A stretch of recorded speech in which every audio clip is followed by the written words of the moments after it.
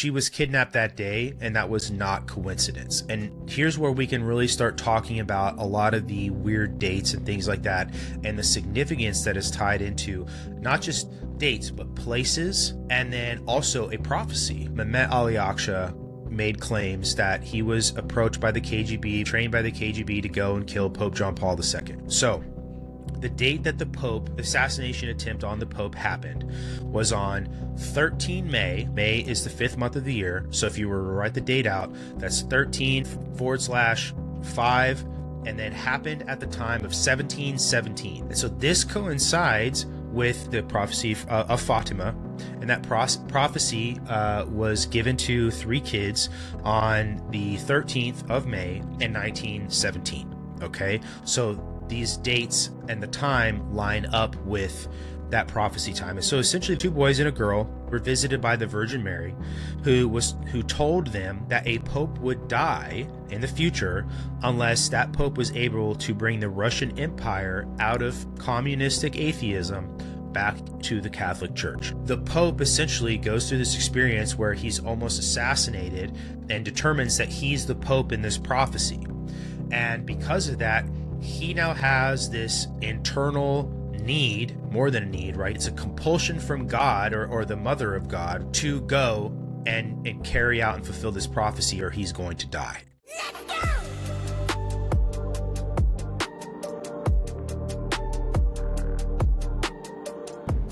Welcome back, everybody. We're going to talk tonight. We've been talking about doing this episode for a while. We're going to talk about Emanuela Orlandi. She was a 15-year-old girl who lived in Vatican City, within the actual walled city of the Vatican, and she went missing. She was kidnapped on the 22nd of June, 1983, and everything that followed all the way on up to modern day, because there's a Netflix documentary about her that came out pretty recently. There's been updates this year about it too. Mm-hmm. There's been so much information. Or last year, 2025. Sorry. No, you're good. There's been so much information about this case that's changed over time. A lot of the people that are involved have since passed on, to include popes, and a lot of it has seemed to be a massive, organized obfuscation campaign on behalf of somebody. And that's kind of one of the things we're going to talk about tonight too, is who's behind this, and who stands to gain from hiding the truth and putting out decoy stories, as it were, about her and what happened to her. And then you'll learn through the process of talking about this that this case is it's actually really insane, involves so many other people that you wouldn't even think of, because on its face, right, the story is a girl living within a walled city. She's kidnapped. She makes contact with family members shortly before she's kidnapped, was supposed to be home at a certain time, and then has disappeared and has never been seen again. Like I said, she was 15. This was the 22nd of June, 1983. So we're going to begin there, essentially. And I'll begin with her brother, Pietro Orlandi. We'll talk about him. And his story is a pretty sad one, because he's had to deal with this, like all the rest of his family, for a very long time.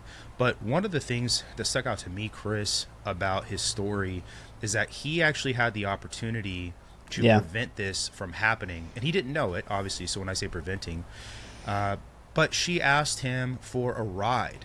And essentially because it was a hot summer's day in Italy, June, right? It's hot most places. And he didn't. He did not give her a ride at the time. He's just an older brother doing older brother things. Essentially, how many times did those of you guys who have siblings get asked a question by a sibling and you say no for whatever reason? Being lazy, maybe you feel like being a dick. That stuff happens. And now he has to live with that the rest of his life, that he told his little sister no, and she wound up disappearing that day. But how incredibly random and unfortunate. And I can't imagine the guilt that he's probably living with and has had to live with for a long time, knowing that kind of thing. So but anyway, so that day she essentially was going to stay late after school, because she was going to participate in a school play. And Chris, I'm going to kind of like jump into this, and wherever you feel like I'm maybe missing or my timeline is off, like let me know. Yeah, no worries. But she was going to. She played. She went to a music academy there in Rome. This is where this takes place, in Rome, Vatican City. And she typically played the flute at this music academy, but at the end of the day, she was going to participate in a school show, and she was actually going to sing. And that bit of evidence is very, very important as we go through the story and some of the details and things that get passed on. But like I said, go ahead. I was just going to say, I do think that pieces of information like that are really important in like establishing, who these people are, and as this case like kind of unfolds, and we're going to like wind our way through all this timeline, and we're going to go all the way from the Vatican all the way to the top, like we're going to pull in freaking the mafia, syndicated crime on one side, the deep dark inner workings of finance, like in and around Europe and Italy. So it's insane, but yeah, absolutely. But that point that you just brought up about her singing is important, because she was reported to be like a very shy young lady up to that point, and like music was kind of her way of getting out of her shell, right? So the fact that she accepted like a singing part this time, and I can speak to this as being somebody that grew up playing a lot of music and singing. Like, it was very hard for me to put the guitar down and step out from behind it and sing, because it's like, what do I do with my hands? I know that sounds funny, but for her to put the instrument down and take on a part like that kind of shows you. And again, she was like 15, right? She's 15, in 1983. So this is like her kind of like coming out of her shell, doing the young lady, kind of like becoming a woman. She's the fourth daughter. Yeah, she's not the youngest. She's the second youngest, I believe, in this series. And then Pietro, yeah, right, and then Pietro, the brother, he's the oldest of the five. Yeah, and so, yeah, so the point that you were making about the amount of guilt that he would be feeling, I'm the oldest of five siblings, right? So if something like that happened to one of my baby sisters, like, I would carry that forever as well. And she also had to leave. The only other point from everything that you just described that I think that people should understand is, like, she had to leave the inner walls of the Vatican City, and she took the bus and went out into Rome proper. And then was supposed to take a bus from Rome proper and come back onto the Vatican City. And that's important for anybody that's never been to Rome to kind of understand, like, how sheltered the Vatican is from the rest of Rome, right? And like, they have diplomatic immunity, they have sovereign immunity from the Roman or from the Italian government, so on and so forth. And then another piece that I found very interesting is that her family, like her father, Ercole Orlandi, was a cleric who worked... He worked specifically for the Vatican, which is why he lived inside the wall, Yeah, and their family had served the Vatican for over 100 years.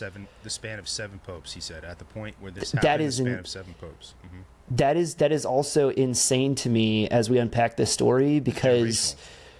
is generational. The idea that their family served at the behest of the Catholic Church at the Vatican. They had served for so long, they were permitted to live inside the Vatican. Only so many families that aren't like actual clergy are allowed to live inside the Vatican. So they were afforded that honor.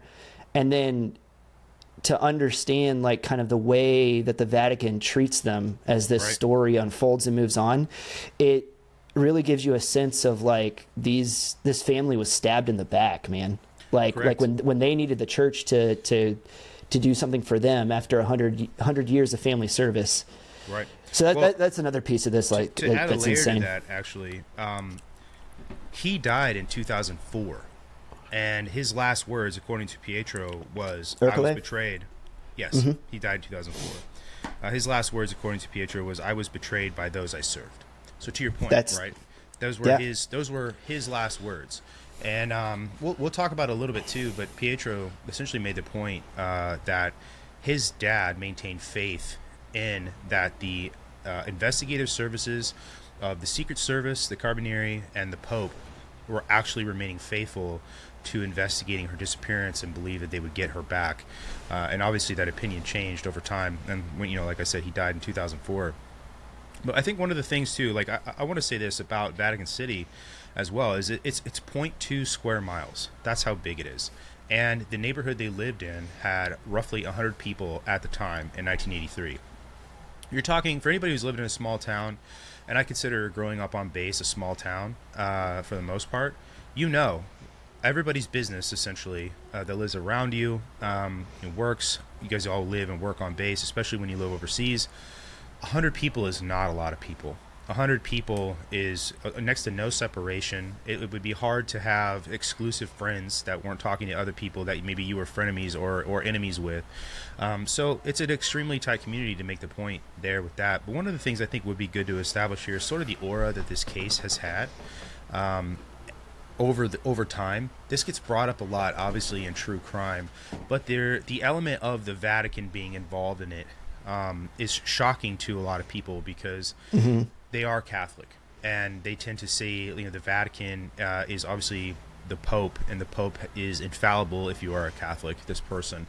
And it's supposed to be, we all know a lot of the issues that the Catholic Church has had to deal with, or is dealing with, and has covered up, right? I should say, like, they're not by no means innocent. Crimes involving children and finance and all these other things. And this element of evil in a place that's supposed to be holy, like the holiest of holy places is the Vatican, according to Christianity, or Catholic Christians, right? And so there's just this element and this aura around this case that feels evil and sinister, because quite literally the Holy Father is aware of what's going on, and there is much to implicate about his knowledge on what's gone on in this. And then there's been a lot of wild assertions too. I see things like this that pop up on social media regarding this case that imply like Satanism or Freemasonry or Jews or all these other things, which is kind of nuts. Just people, like, if you really spend the time to look into this, which you and I have, you get to see, like, you don't need to include a bunch of stuff like that for it to be really screwed up. But so just kind of to jump right back in on this, the date as well, 22nd June 1983, has some significance too, which we'll get into. There are dates in this that have serious significance and come into play about this case. But on that day, at roughly about 5 to 7 p.m., based on the testimony from her mother, she called home and explained that a man had approached her on the street and offered her a role with Avon temporarily, and wanted her to essentially meet him later, and that he was going to have her represent Avon and have this conversation with her. So Avon beauty products, pretty big back in the day. A lot of people grew up with it. Yeah, my mom ordered Avon products still. Yeah, absolutely. And so this was very tempting to a 15-year-old girl who might be looking for a way to make a little extra cash, especially when your dad is a meager Vatican clerk, and some man approaches you and you are young and impressionable and trust a little too easily, and that's what winds up happening. But that's one of the things about this instance is the amount of money that he was offering her to do such a simple task was kind of one of the tells that the sister, right? Are you going to jump into that? Yep. So when she called home, she'd explained to her sister what the job offer was, and her sister said, well, this sounds like a scam because he's offering you way too much money for doing something simple like this, because the job was handing out flyers for Avon is what it was. And I want to say it was something like the equivalent of $200 to stand on the street and hand out these flyers. And her sister said, don't forget that, don't do that, sounds like a scam, don't it sounds fishy. Sounds fishy. Anyway, good instincts on her part, for sure. For sure. It's a shame she didn't listen. But the friends that she was supposed to meet at a bridge at 7 p.m. Found that Emanuela wasn't there. And she wasn't there. They decided to wait for her for a little bit. This included her little sister. And they made the determination that the sun had gone down and they were going to go home. Emanuela didn't show up to the bridge. The little sister checked in with the parents at the end of the day when she got home and asked if Emanuela was home. And she said no, that she hadn't come home. Supposedly the family waited till about 9:30 p.m. and they made the determination to go out and start looking for her. And one of the things they did too was go to the police station near the Vatican, and they tried to make a police report, but the police told her that it was too soon for them to file a police report, so they weren't going to take the report from the family. And so Pietro and another friend basically went out on motorbikes and went looking for her overnight. We have a lot of situations like that in the U.S. too, and I think it was recently passed, or maybe it was like in the 20 teens, Bryan's Law, where you don't have to wait that, like a lot of people think it's like 12 to 24 hours before you can report somebody missing or whatever, but it's not that way in the US anymore. And it's cases like this that have led to that. If you understand somebody's pattern of life and like, you know, this like wildly exceeds that, you know, like absolutely you should go check on your people, report them missing, because you know, when it comes to missing persons cases, that first 24 to 48 hours is absolutely crucial before they're in the wind, you know. Well, they didn't find her overnight, and the next day in the morning they went and they were able to make a police report with her missing. One of the things I think is kind of screwed up, I guess, in a way, is the police told the mother that it was more than likely that she had taken a break from the family, and that they shouldn't worry too much because she wasn't a very attractive girl, and that, you know, basically she would probably turn back up. But one other thing too, they had said that essentially that summer there had been an influx or a higher count of teenage girls who had been reported missing and would turn up a few days later. And essentially what they'd done is run away for one reason or another. And because this had been a pattern throughout the summer and the spring in that area of Rome, they essentially chalked it up mistakenly to another incident like this. And it just goes to show you just how things like this should get treated as individual cases. And just because there's patterns, and this is something as a police officer you're trained to do. Now, you know you're going to a domestic, and if you've been to other domestics, you know you are gaining experience from those responses. But the one thing you should not do is expect that domestic you're responding to immediately to be like the others. And so to expect that this case, and it sounds like there's a bit of shucking this off, like that's the importance that it deserves because of other things, is a mistake on their behalf for sure. But one of the things immediately that the captain of police, his name was Mauro Urbino, was able to get information on is that there was a traffic worker and then a retired police officer who reported that they saw a girl matching Emanuela's description earlier that day when she'd gone missing, so on the 22nd. And they described essentially a 35 to 40-year-old man who is in a green BMW, and he had parked near the Italian Senate building, and essentially had been, or this is the person that they were saying could have been the Avon man, basically. And that was about the only clue they got from anybody immediately about the whereabouts, her whereabouts, or anybody who'd made contact with her. And so there was next to no information, essentially, for about a week. About any of her whereabouts or people that were had made contact with her. Can I just say too that it's pretty effed up to look at a family and be like, well, your daughter's probably not missing. Why? Because she's ugly. Sure. First of all, that's very effed up. Right. And then second of all, you were talking about recognizing patterns, but the ironic thing about this case is that it may have fit a pattern in that a young lady had actually gone missing 40 days prior to this. We'll get there when we'll get the context. Yeah. Got you. But this may indeed have fit a pattern. They were looking at this pattern over here, and it didn't. But it's like, actually, it could have ended up fitting this pattern over here, and you didn't notice it until years later that you tied the two together. With the other girl, I didn't want to get into this till way later because adding her later has more impact for the things you say. Perfect. But for sure. One of the reasons why that may not have been that way, like what you were describing, is because of the differences between these two girls, and I'll just kind of leave it at that for now. So there may not have been actually any sort of communication in that regard to where there was, on the ground investigation going on. But anyway, so after about a week, the family put out a bunch of missing person posters. They had her picture on it. They concluded the family house number. And they got a bunch of phone calls from like really, really nasty people. He'd said maybe a lot of people impersonating her or whatever things that people do. But one day they received a phone call, and it included some information that hadn't hit the actual like public media yet about the case. And this is pretty typical. Police officers keep information close to the vest during an investigation so it doesn't tip off the people that committed crime, because people who commit crimes tend to watch the news too. But they got a phone call from a man who identified himself by the name of Pierluigi. And Pierluigi said that he and his girlfriend saw a girl matching Emanuela's description, although she identified herself as Barbara, near the Campo del Fiore. And essentially they said that she had her flute, but that she was carrying Avon products. They didn't really interact with her very much, and essentially they just explained this stuff on the phone, and then that was the end of the phone call.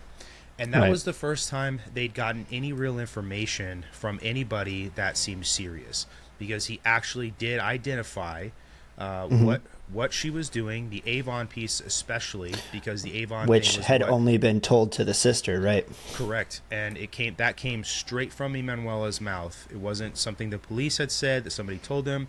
That was like the one identifying feature of this. Yep. And a few days after that, the Secret Service for the Vatican came to their house. And they said basically, because of what's going on, we're going to install these recording devices on your phone so that anytime somebody calls, it gets recorded. And they're going to do a lot of stuff with that, right? They're going to be able to record voices for voice pattern recognition. Some of the things they did as well was install devices to where that they could be able to track where these phone calls were coming from, and that'll actually come up a little bit later. Yeah, I'm sure there's lots of reasons that the Vatican wanted to know all of the phone calls that were coming in. That's actually something that I was thinking without making any accusations whatsoever. Yeah, that was actually something that I was thinking about when I was putting together like all my notes. Is that from the jump, it makes sense, right? We have to say this because this is the truth. It makes sense that the Vatican is involved in this because of where she went missing, and that actually was the point as well, which we'll get into a little bit later. It was the point that the Vatican was involved in it, but it also later, when we start piecing this together, you'll see why it's immediately sort of suspicious just how involved the Vatican Secret Service is with this, and it starts to turn into, in your mind, you can see, well, here are ways that they've inserted themselves so that they can control the flow of information, and they can control the collection of information, and then what is done with that information, right? I don't think it gets things too far out of context or out of order to insert this in here, but something that actually came up last year, again, new information is still breaking, is that the Vatican actually has a dossier of everything that went into this investigation. So I would have to assume that all of the phone recordings are also a part of that dossier, but the Vatican still to this day is refusing to release that dossier to the public or to the Italian government, to investigators, which I think is very interesting, right? And then just tying that back to this point right here, it's like they're bugging their phones and all this stuff, so how much did the Vatican collect beginning right now, and how much do they know, and for what reason do they not want to release this dossier? Because I'm getting Epstein file vibes out of it. It's condemning potentially, right? We don't know what's in it. The other crazy thing about that dossier is the only reason anybody knows it exists is because people actually broke into a storage unit essentially for the Vatican, and there were files that were marked specifically about Emanuela Orlandi and a bunch of other things that the Vatican wouldn't want you to see, some of which had to do with like Freemasonry connections to the Vatican. None of that information was able to find, by the way. But stuff that the Vatican doesn't want you seeing because it feeds into these negative stereotypes about the Vatican. But that's the only reason anybody knows it exists, is because somebody broke in and they actually returned the files as well. So the Vatican has control over them again, and it implies that they have a lot more things in there regarding her. It does make me wonder too, in the same way that like our government and institutions roll over and institutional knowledge is lost. It's like the cardinals and the bishops age out and the Pope ages out and they pass away and that institutional knowledge is lost. And I know that there's, the Vatican has this deep archive, but you do have to kind of wonder as these guys have aged out and passed away and the new leadership takes their their place, how much this new leadership knows about everything that's stored down in there. I mean, I would imagine that stuff comes up and out of the Vatican archives all the time, that the current leadership's like, I didn't know we had information on this. You know what I mean? That actually makes all I'm saying sense. is it's not universally condemnable to everybody at the Vatican all the time. That's all I'm trying to get at with that. No, it isn't. And it's just like, I think to your point, I would think of it like an Air Force squadron, just to use my experience, right? The commander in general knows like what goes on surface level for the most part. He has his hands in a lot of other things that he has to have his hands in. He can't be in everything, which is why there are people that handle other sections and other units and all these other things. And so the whatever changeover, right, is involved in records keeping or the Vatican library or all these things, there's a very niche and compartmentalized set of people that are doing that changeover, and that information doesn't necessarily leave their vicinity or other people, because there's no need. It's such a compartmentalized part of the Vatican, which is way bigger than an Air Force squadron or an Army battalion or whatever. You know, that compartmentalization is necessary. It's a form of decentralized command, because the Pope or whomever can't be in charge of literally everything. And so those changeovers like you're talking about, we may be talking about 12 people, right? You don't know.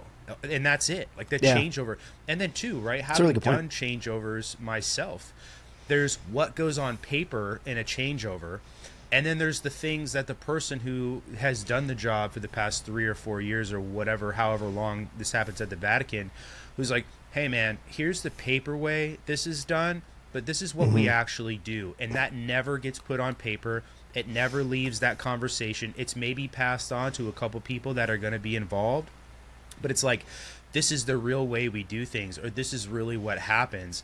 And so it wouldn't leave because it doesn't follow protocol. So you're not going to put it on paper or talk about it, right? And so there's a bunch of things like that, to your point, that just like we could be talking about just a handful of people who know about what that changeover is like and the way records are stored. So yeah, to your point, it's not a universally condemnable thing about the Vatican. You know, it's more than likely just a few people. But just a few days after that, they get another phone call. This time it's from a person named Mario, or he identifies himself as Mario. Yeah. And this time the phone call is recorded by the Carabinieri and the Secret Service. But this person, Mario, talks about a girl named Barbarella. He makes a statement about how she said she was supposed to sing in the choir that night, which is what we were talking about earlier. Because Emanuela typically played the flute at the music academy where she went. And that also was not public record that night she was going to sing and not play her flute. And so essentially, this is another phone call. It mentions Barbarella, which is very close to the other name Barbara that Pierluigi mentioned, and two, it ties in two things about the reality of what Emanuela was doing at the time of her disappearance. She had told people that she was going to be doing something for Avon, to make a little money, and that she was also staying after school because she was going to participate in the school choir thing and sing. And this is two bits of completely corroborating information coming from two different people. So here's what this says to me. This is a concerted effort to essentially establish credibility about the possession of Emanuela, and that essentially you get the parents and the family and the police to start following and taking notes on what's going on, okay? And I want to say this up front too, because there is I guess you could say he's an investigative journalist who winds up getting involved in a lot of this, and most of what we do know about Emanuela in this case comes from him. His last name, ironically, is Purgatory, and I think that's kind of interesting given the evidence of this case and how sort of he's been stuck in this limbo, not knowing anything piece for such a long time, as so many other people have. But right after this phone call, the Pope, he gives like a weekly speech in Vatican City. He goes out on the balcony and he says a few words. I don't think it's like anything that's like official. It's going to be an hour-long speech or anything like that. But in this speech, he specifically mentions Emanuela's disappearance and the Orlandi family, and that he hopes that she essentially is brought home safely. And I think this actually, he says that I hope she returns to her family specifically is what is said. And so It's this called is, the Angelus. yeah. I know it had a certain Weekly? word for it. It's called the Oh, it's Angelus. called the Angelus? Oh, okay. I didn't know that. So apparently this was like the first time the family's ears pricked about this. Something seems odd, because they had no idea that information about this was being passed up to the Pope. And so they hear him say something about her disappearance. And so I guess it sparked this feeling of, is the Pope intervening, right? Like, is he personally inserting himself into the investigation, or at least putting pressure on, the investigators to find her? Or is this just some sort of expression of Dog sympathy? whistle. Oh. Well, it could be a dog whistle. Is it like giving, this is the benefit of the doubt angle, right? Is it expression of sympathy and solidarity with the family? Or is this like you said, a veiled message to people who may be listening, who he's speaking to, because he knows that there's a larger scheme going on, and he's not just saying, I hope she returns home safe, because that's his genuine concern. It's almost a warning shot to people who would be listening, saying, hey, I hope she gets home safe, Right. is sort of the other thing with this. And so that's, like I said, is the first time that the Orlandi ears get pricked up about the Pope. I mean, that's kind of like a big thing in this case. But it's not going to be the last time Not at that all. a Pope unsolicitedly says something about Emanuela. And the other point that I wanted to make too, creepy. yeah, about your two anonymous callers, another plausible theory is that same guy, giving himself different names on the phone, giving out different tidbits of information, as they go. So it's like you can never.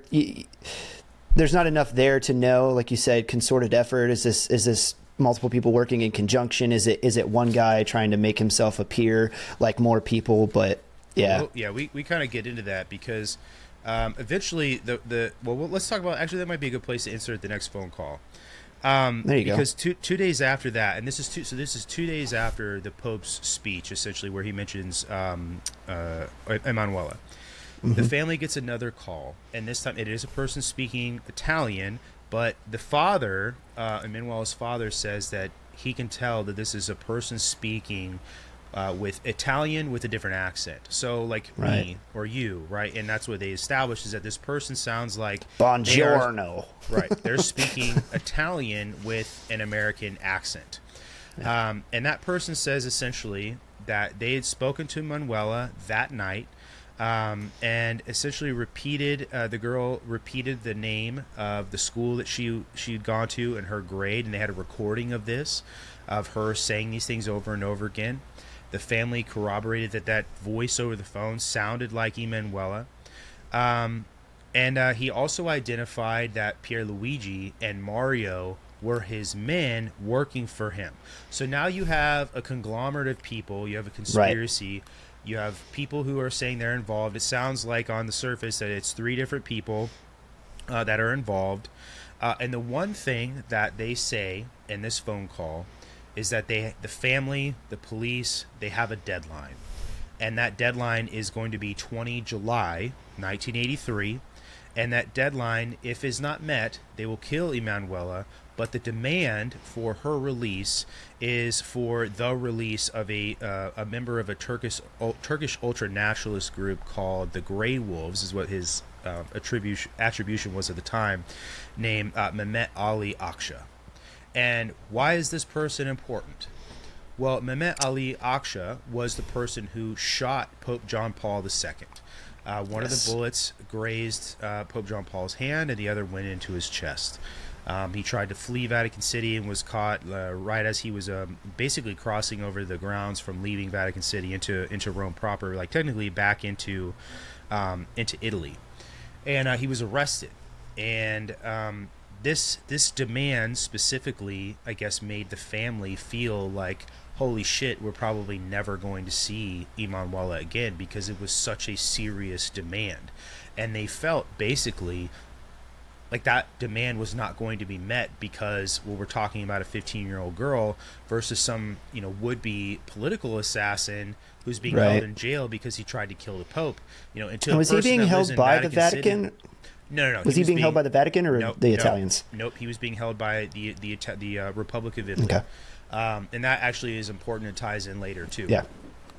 And so they felt essentially the most hopeless that they had felt thus far, because they felt that demand for Mehmet Ali Akça was too great, essentially. And was it in the attempted assassination of John Paul II? It was after that they implemented the Pope Mobile, wasn't it? I think it may have been at least the covered Pope Mobile. I would have to look that up. That's actually kind of funny. You'd say that, but so here's the thing. I'll look it up in the background. No, you're good.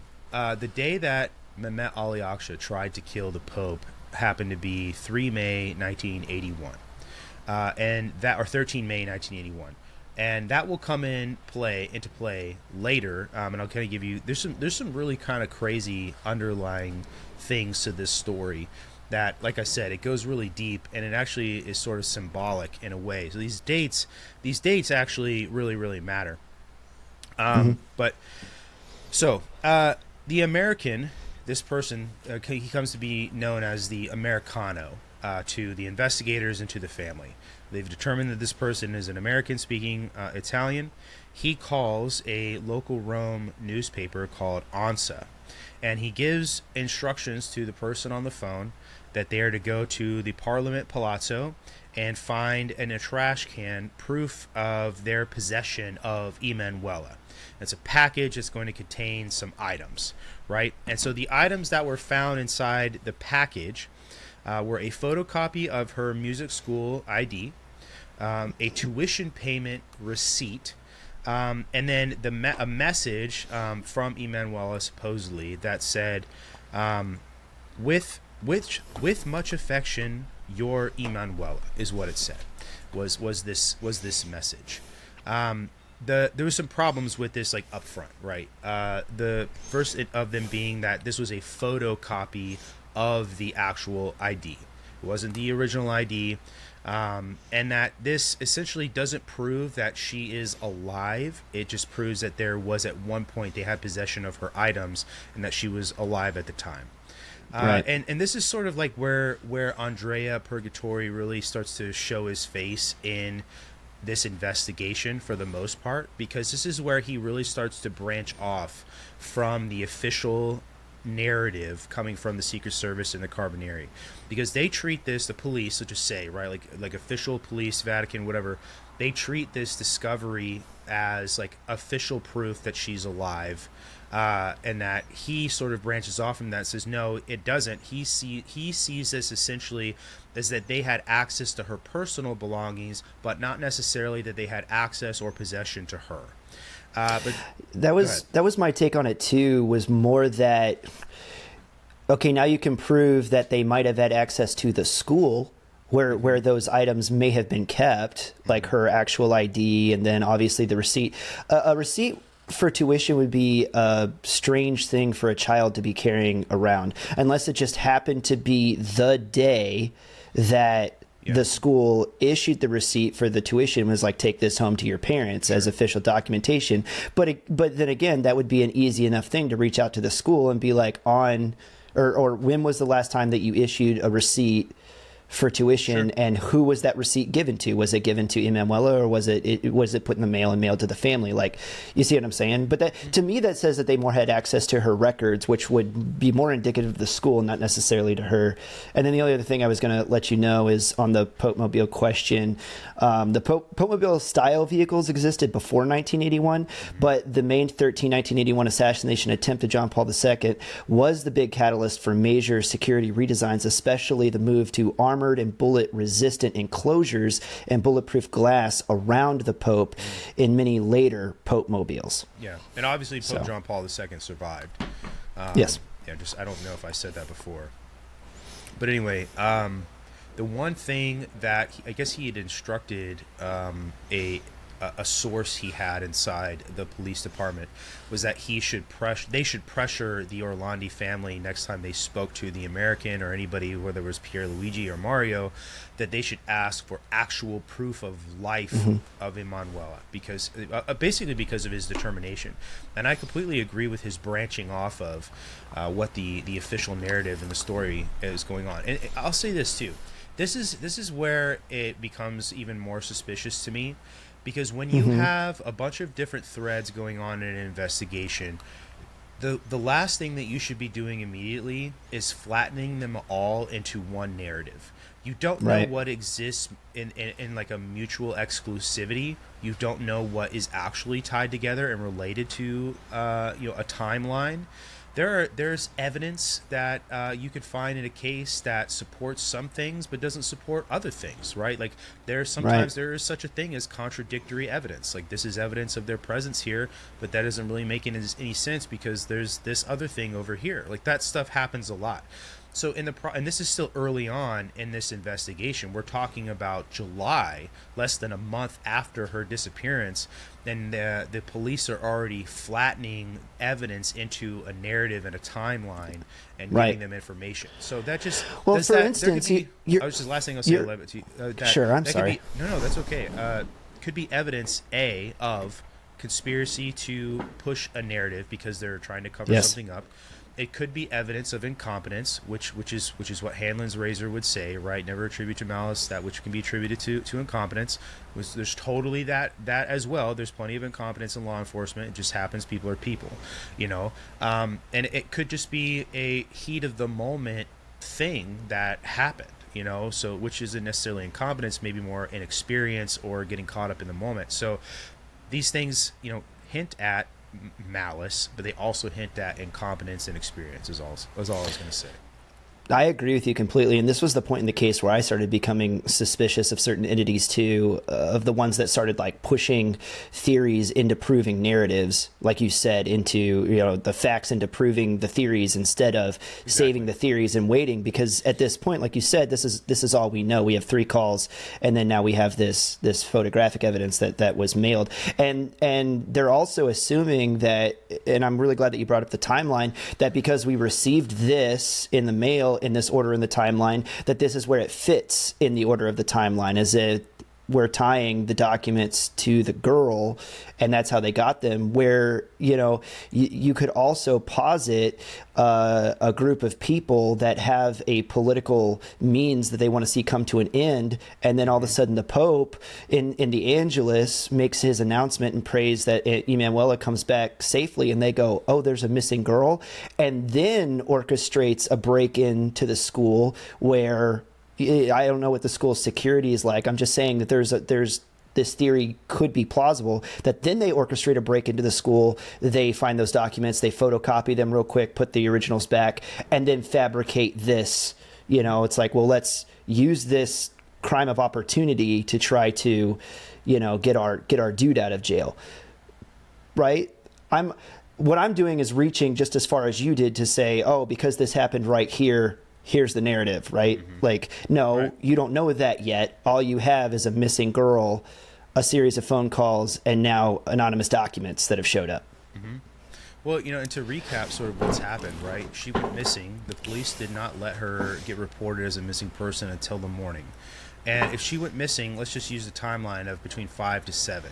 You're talking about now, because I think if I remember correctly, they filed a police report at roughly 9 o'clock in the morning the next day. That you're talking about potentially 15 hours or more between when she went missing and when a police report was actually filed. Yeah. And so that police report is filed does not mean resources are immediately allocated to that investigation. It takes time for that report to make its way up through proper channels, get to people who are going to be dealing with that case, and then resources are allocated to it and people are moving out. So you're talking about a full, potentially 24 hours before anybody has done anything about this. I'd like to think things move quicker than that, but you just never know. And I could be being overly generous with the timeline there after the police report is taken. But 12 hours is more than enough time, especially in a place like Europe, to move a girl you know, people. This is like one of these things. I'm glad where you're bringing it's like this up. Europe is so much smaller than the United States. Like you guys, a lot of people have no idea, truly. And it normally goes the other way, right? Like I lived in Germany quite a big portion of my life, almost a decade. And Germans genuinely, and Europeans in general, just have no understanding of how big the United States is. Like, you explain that you can drive from one tip of California to the other, and it'll take you 10 plus hours, depending, like, with stops. Like, if you started in Ostend, yeah, drive Belgium, across on Texas. the coast, yeah. If you started in Ostend, Belgium, on the coast, and then drove all the way across Europe, and you wind up in Ukraine somewhere or wherever, like, that's kind of, I don't know the exact distance, but that's several countries, and that's like right. a whole day's worth of driving. Meanwhile, you know, I drove one time from Montana to Florida, and that took me almost 50 hours, right? Yeah, and that was exactly. the panhandle of Florida, not like Miami, right? Miami. Which is a whole another, right, 8-9 hours potentially, depending on how you're driving or whatever. You know, so that's the point I'm making here is in 12 hours, right? She could have been on a plane. How many international borders could they have put between? They have crossed, right? There's just so much time. You know, in a missing person case, I don't need to say to anybody with a brain that time in missing persons are such a important thing, right? How quickly you can get out there and look for these people. But you know, you have all these really, really strange phone calls going on. You know, and then now you do have corroborating information with things that aren't public, so you know these people are involved because they're mentioning things that the police you know, haven't put out to the news and they're not talking about. But the weird thing, this is where a lot of this stuff really starts to spin off into the realm of like what should be a movie and could be a spy novel, basically. Is for sure. Like I'd already said, the family was given the date of 20 July to essentially orchestrate the exchange of Mehmet Ali Aksha for Emanuela Orlandi. And on 8 July, so 12 days before this deadline is coming up, Aksha makes the statement to the media that he condemns the kidnapping of Emanuela Orlandi and says that he has basically no idea about that would happen, or that he condemns it, and he has no idea about it at all. He's been behind bars, right? So that's correct. not a big reveal. I wouldn't expect you to know. Sure, but condemning it though, right? Like I condemn that's this. that's strong language for sure. Mm-hmm. And I guess around this time too, he had started making changing the narrative, right? So let's talk about the narrative on Aksha too. So the narrative essentially, like I said before, was that Aksha was a part of a ultranationalist Turkish domestic terrorism group or international terrorism group called the Grey Wolves. And that this terrorist group essentially went to the Vatican City and then had Ali Aksha go try to kill Pope John Paul II. But what Aksha is now telling the news media is that he was actually trained through the country of Bulgaria and KGB agents to go and kill the Pope. And this is immediately being swatted down as being BS. The Vatican is denying that that's the truth. The Secret Service is denying that that's the truth. You know, and basically it's being written off that he's trying to create this like cult of personality and, you know, this chaos and sort of like this aura around him of a broader narrative. You know, potentially could be to muddy the waters of an investigation. Potentially could be to make that investigation, you know, drawn out longer. Whatever he's doing to try and obfuscate is, you know, all these accusations essentially are being levied at him. And the family takes notice of this, of course, because these accusations and what he says about condemning the kidnapping of Emanuela Orlandi hit them, right? They're like, you know, this guy's condemning her kidnapping. He's saying, don't exchange me, you know, like, this is not okay. This should not have happened. I condemn these actions, all these other things, this person who shot the Pope, right? And they find all these things to be very odd. You know, and then right after this, a couple days later, there's another phone call that's made to that Italian newspaper, ANSA, and this time it's also said that there's a package, and it's in a different location, and that what they'll find in that package is proof of life for Emanuela Orlandi, and this is the infamous cassette tape, right? And if I'm not going to play the cassette tape on this podcast, it could be taken one way or another. It could be very distressing to people listening to it, but it does exist online if you want to go find the cassette tape about her. It's chilling. It is chilling. So, as you guys know, if you're old enough to remember, a cassette tape has two sides. One side of the cassette tape had a recorded message from, if I remember right, it was the American, explaining that they want the release of Emanuela, or they'll exchange Emanuela Orlandi for the release of Mehmet Ali Aksha. But when you flipped over the other side and listened to the other side of the tape, you get a very breathy, distressed, almost erotic recording of what the family said is Emanuela, and her describing something happening to her that hurts. And she's not saying specifically what's happening to her; she's just saying that it hurts. And this tape is has since then been called the torture tape, and that's sort of been the thing that surrounded it, is that she's being tortured somehow. Obviously, given the description I just gave it, there's been assertions of it being rape. What's happening to her, they just don't know, and nobody knows to this day what it is. Although at some point there's a determination, and I think that determination comes from a private investigator that makes its way to Andrea Purgatori, that it's actually a recording from an Italian pornography, and so that's kind of a good way to segue into evidence and involving family members in the corroboration of evidence. Because I'll say this. This is no knock on anybody who's gone through anything like this, right? That you want so desperately for evidence to be proof of something that's going to help the police out in finding your missing person, loved one, whatever it is. That essentially you're clouded by that desire and that stress and whatever you're going through.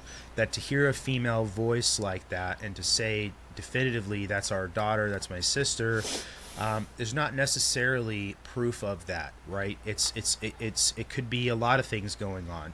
Just like in an incident, something as simple as a vehicle accident, a hit and run, you could talk to 3 or 4 people on the corner who were standing there when a car sideswiped a parked vehicle on the street, and you'll get 2 people saying the car was navy blue.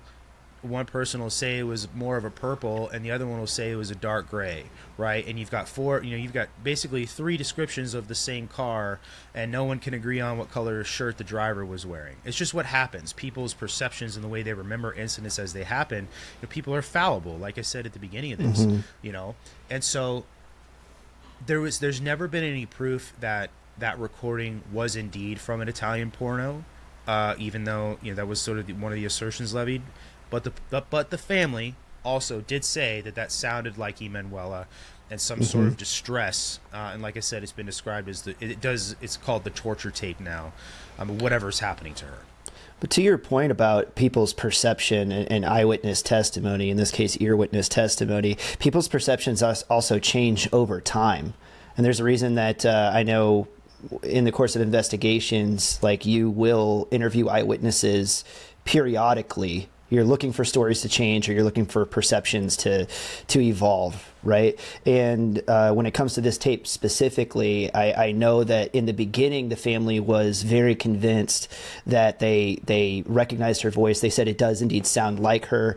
But I do believe in more recent years, Pietro has gone back and listened to the recording again, and his sentiment was, I was so sure when I first heard it that it sounded like her. And he goes, now as I listen back to it all these years later, like, I just can't be, I don't know now, And so, it's understandable. But in order to, just like trying to put yourself, and especially the brother, I identify really with the brother in this case the most. Again, you go back to the fact that she basically begged him to give her a ride to school that day because of how hot it was outside. She didn't want to walk and wait for the bus.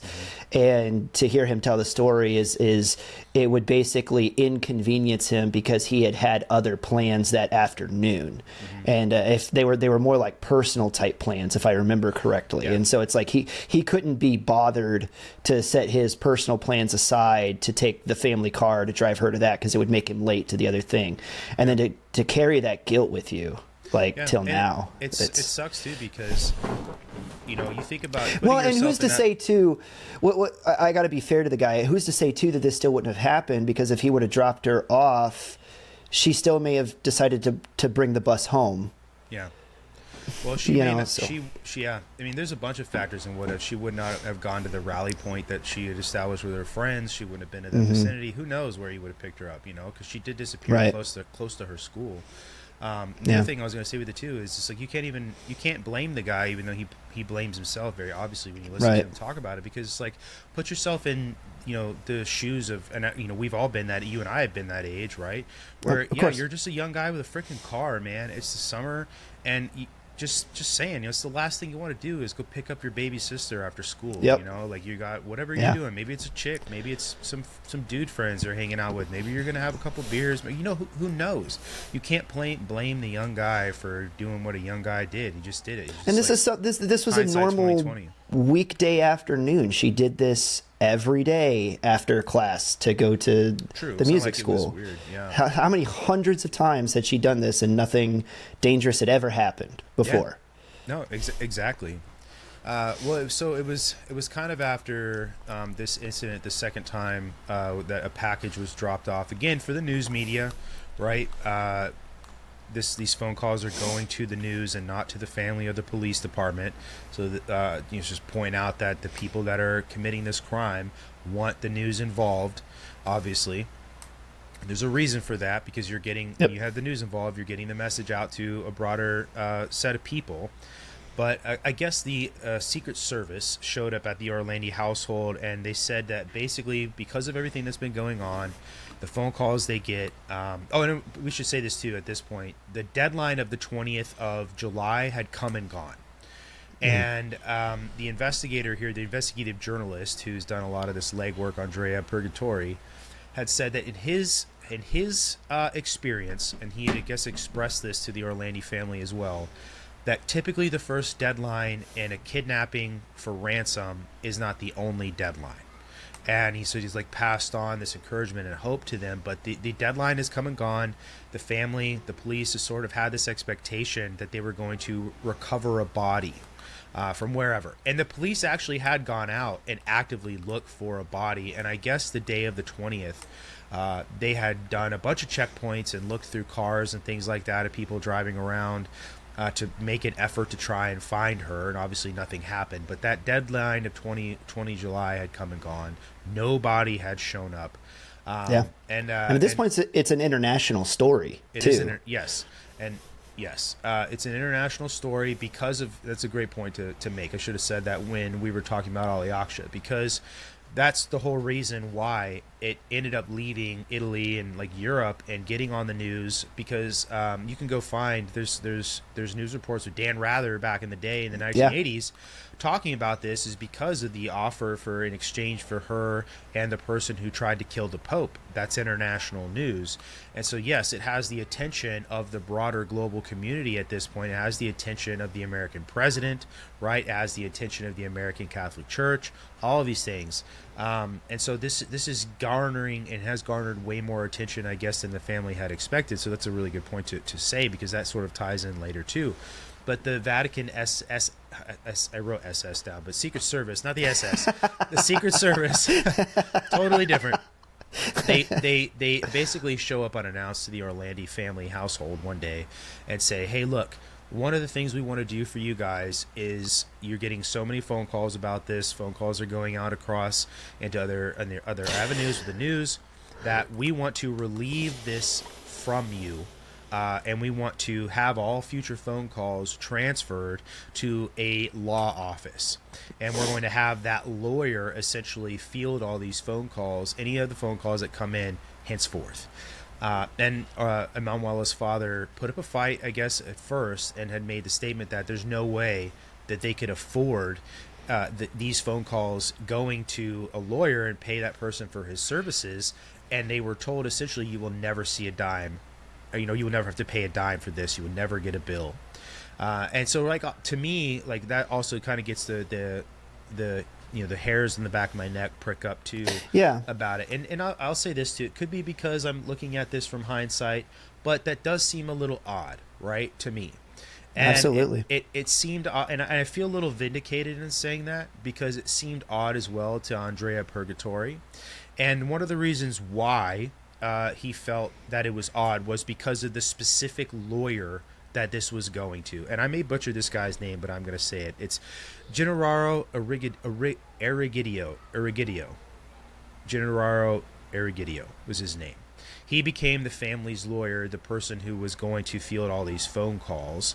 And it essentially fell off to Purgatory. And he describes this guy in an interview. He says that he actually describes him as a silencer for a gun.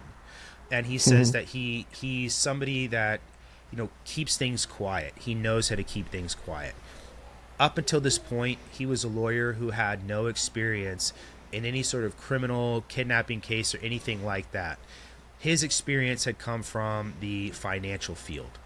And that essentially he felt like he was put there on purpose to obfuscate. This, I guess, like I said, made him feel like this was where the Pope was also involving himself.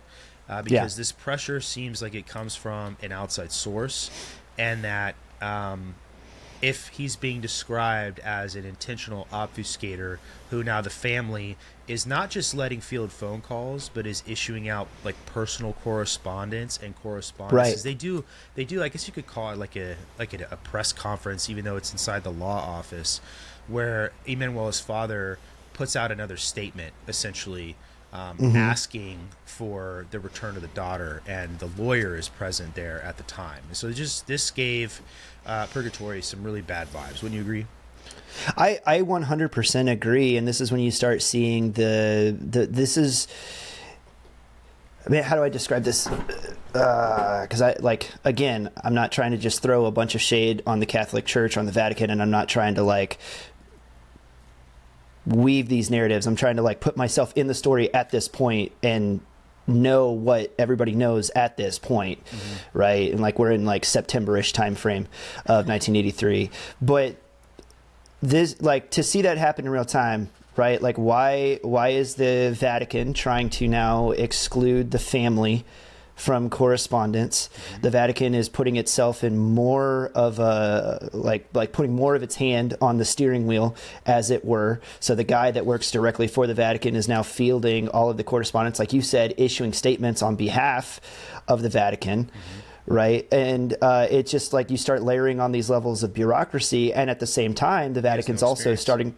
There's that, and the way he's explained, or what his expertise is. And then you can also see where the Vatican is already starting to build that separation into it. That's actually what I was about to say, is that was the other thing that made Andrea Purgatory feel really weird about it, is now that there was another layer between the family and the people who have their daughter. And one of the things, and I actually wrote this down because I thought this was really affluent that he said this, and I'm just going to read his words. He says the two things that made him feel the most strange about this is that the Americano never ever mentioned that he worked for the KGB, the Bulgarians, or the Grey Wolves at all. But this lawyer who they were putting in charge of handling all of these phone calls, doing correspondence for the family, letting this family speak through him, was now operating under the premise that this was international terrorism and not anything else, that this was 100% international terrorism, and that was the narrative, and there was no other story that had basically reached the level where they were running with it, and this was it. And then what was also weird is that the Americano says that Pierluigi and Mario were in his group, but those two people were Italian, and that there was no official connection between Italy and the Grey Wolves, which is what Ali Aksha's supposed membership was with that Turkish ultra-nationalist group. So there was no Italian Grey Wolves connection.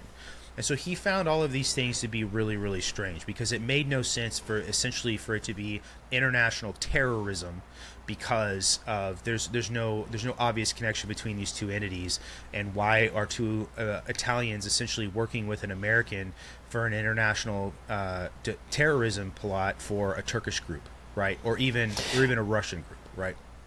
Yeah, absolutely. And then you tie back on top of that Aksha's statements about condemning the kidnapping and saying it was a bad thing and not wanting to be traded for her. It starts begging the question that is Aksha or the Aksha release just being used as a front for something else that whoever has Emanuela actually wants. And so it's like we feed the media. And again, to your point about how much of this information had started being fed to the media without going to the family first, that we feed this media storm of international terrorism, which the police seemed all to, because it so neatly wrapped up and explained everything, ready to bite on and run with. Right.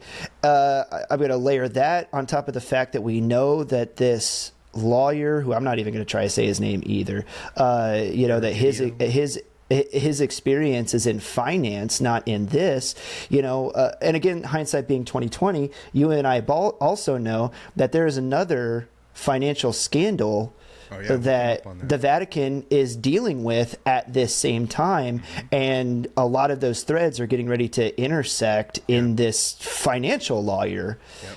And so I don't know if you want to take this time to kind of run down that rabbit hole of the financial scandal, because it's happening concurrently with. It is. Yeah, we'll tie it in. There's a lot more as well between that. We want to get the family. But I find those points to be interesting. Yeah, that's sort of one of the wild things about this whole case, is that there are so many other things going on all at once. And we could bring her up. I'm not going to say like all the details, but this case, when you look at it on its face and you hear about it, Emanuela Orlandi is the starting point for this case, but she really isn't at all, actually. Mm-hmm. She's not. And so this case begins 45 days prior to this, and obviously with planning and all the other stuff begins way before this. But the reason why I think that it begins, quote unquote, with Emanuela Orlandi is because where she's located. And she's located inside the Vatican City. But on Christmas Eve that year, the Pope comes to the Orlandi household. I guess he's unannounced. Somebody comes to the house and says, hey, the Pope is going to come over and see you guys. It's Christmas Eve, right? Most of Europe celebrates Christmas, like their big family stuff on Christmas Eve. It's a really, really big deal. And he shows up at the house. And essentially, he says to the family that he is treating it like a case of international terrorism. And this is the first time that the Pope has expressed this to the family, that's his determination. That's how he's treating this. And the way he makes the comment is that this is an unfortunate event of international terrorism, which is really interesting. Thank you, Holy Father. Right. And there's a bunch of pictures of this meeting, and everybody looks really hopeful, and he's there. Nothing comes of it. It's like a Christmas welfare check for all intents and purposes. But to me, the actual reason that he's there is to say outwardly to that family, to sort of put that bug in the ear. Right. Hey, this is international terrorism. And exactly. Me, the Pope, you, the loyal Catholic, right? The infallibility of me. Exactly. I'm telling you, this is international terrorism. And and it could be in hindsight, because you listen to Pietro Orlandi talk about this, and it doesn't really sit well with him as well as this explanation. He, as a family, they're very shocked and sort of overwhelmed by this sort of way that this international terrorism thing is being thrust on them, and how their family is now the center of so much global attention. And in hindsight, I think he sort of feels more like this is the smoke screen really starting to establish itself. And then almost in a way, the Pope showed up for some Pope propaganda at the end of the day. Propaganda. I'm really glad that you put that layer on it, because again, when you're inside the Vatican City, we are dealing with the Holy Father, you can't divorce the religiosity from this case or from the family or from their worldview. And for the Pope to show up in your home, Christ's vicar on earth, he is perfect, he is infallible, he cannot lie. What would that family have taken from that? This is what I believe it to be. Well, the Pope can't lie. It's got to be the truth. Exactly. So this is where we're going with it. And it is such a very odd thing for him to show up to a family to say a personal thing to them, and that's exerting a lot of power on a very specific point, if that's a way that I can say it. No, I mean, it definitely is very powerful. I agree with that. I wouldn't necessarily call it odd, because it is Christmas. They literally live, they're in a neighborhood of 100 people, right?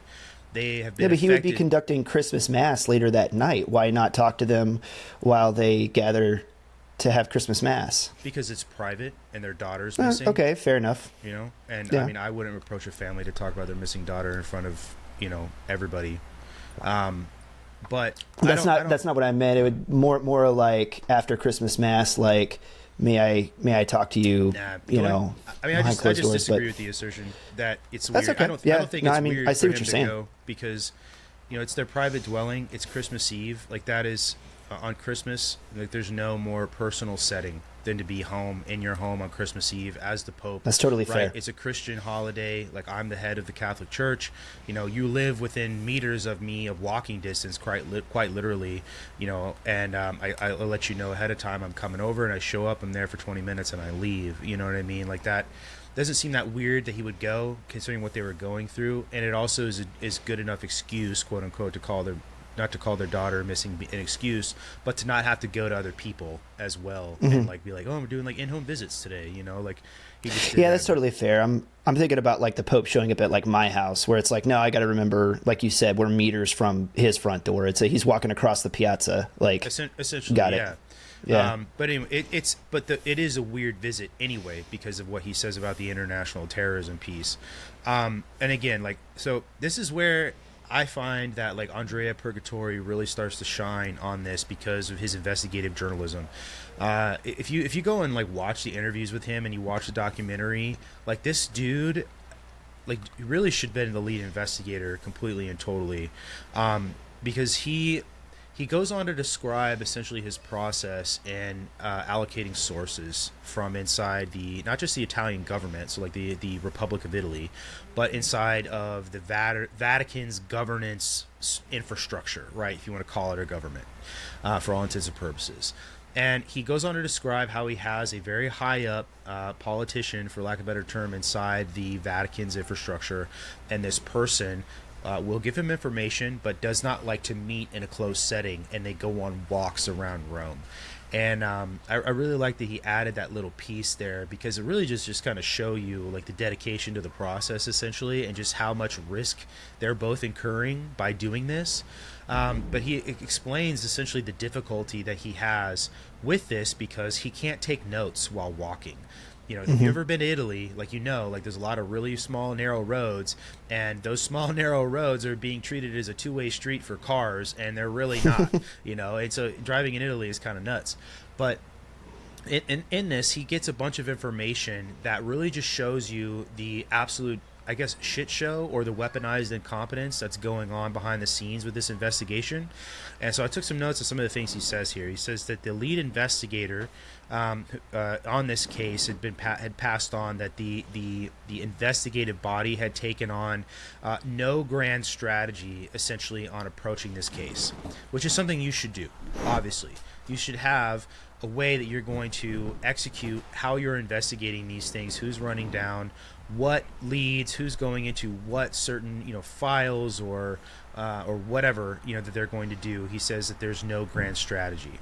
And he said that this is where the porno thing comes in. That the Secret Service had analyzed the tape, and they believed that it was from an Italian pornography, and then also that they didn't actually believe that this was a case of international terrorism, and that this was a decoy to hide a secret that for the Vatican.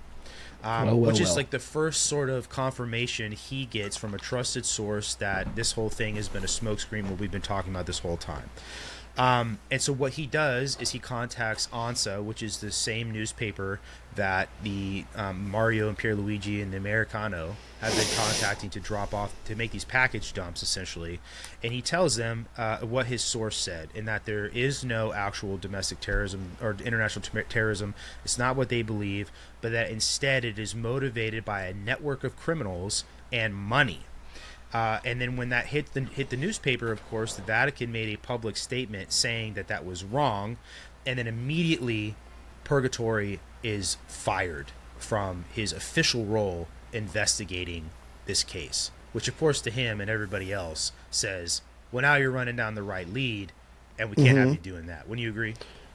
I do agree, and he's not the only investigator that's removed from this case, if I remember correctly. Right. We haven't gotten to the green BMW yet, but the police officer that runs down that lead was also subsequently removed from the case. Right. So very interesting patterns start to emerge around this time frame. Yeah, very quickly. This is one of these things where it's like, in an effort to protect yourself, your actions are showing your guilt, right? Yeah. Like the smarter thing almost would be to let you continue your investigation and find out ways to get you off the trail or confuse you in the process of your investigation. But the immediate severance is just like kind of everything that we need to know. Is this the time frame too when the Vatican starts seriously stonewalling the investigators as well and claiming sovereign immunity, or is that later? So my timeline's getting that hasn't really happened yet. But it has happened, like, not officially to where it's like hitting the family. But if you listen to Purgatory, he says that a lot of the leads that he runs down were running into institutional walls, and those institutional walls always ended at the Vatican. And so there again too, right? Like, where am I meeting resistance? Well, I'm meeting resistance here over and over and over and over again. And that sort of pattern recognition is what a police officer or detective is using to establish a case in a body of work. What shows up over and over again? Okay, now I know that I can trust that there's a reason why this shows up over and over again. This is where I should spend a considerable amount of my time running this down. And again, it's a tell. Who's trying to stop me from getting this information? It's this one person. It's this one institution. I know there's something there that I'm being stonewalled on, like you said. And a lot of that stuff does start hitting the family, specifically once Pietro sort of inserts himself a little bit more into what's going on and, like, sort of demanding results in a way, and going about like his own processes, interviewing people and talking to people that are involved in the case, and getting frustrated, I guess would be another good way of saying, with a lot of what the political narrative that he's been told about what's going on, and where it doesn't make any sense.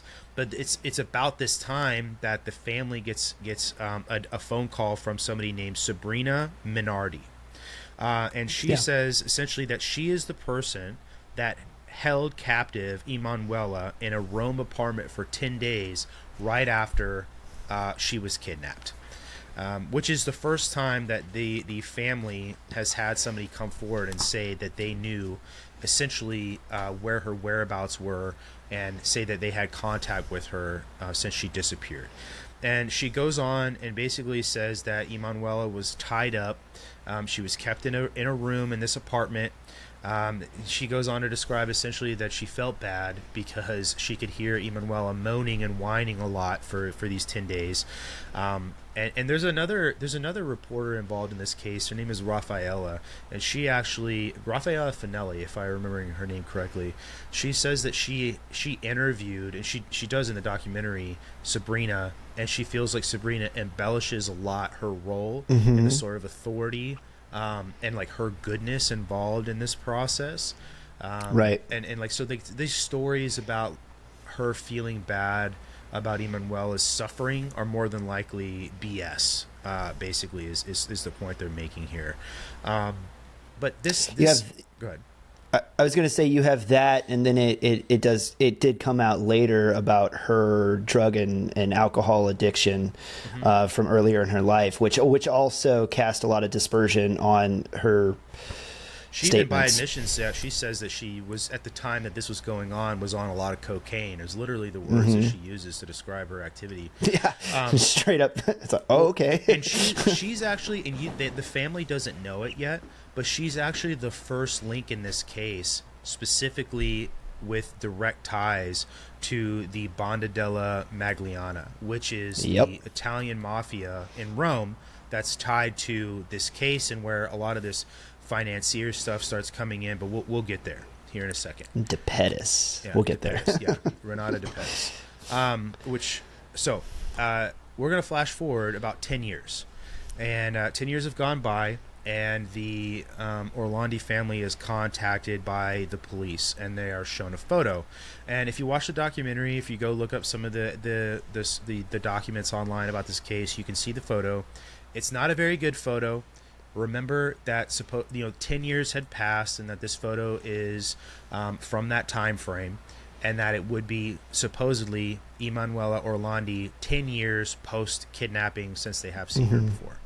And this photo was taken of a woman who was at a convent in Luxembourg, which is another country in Europe.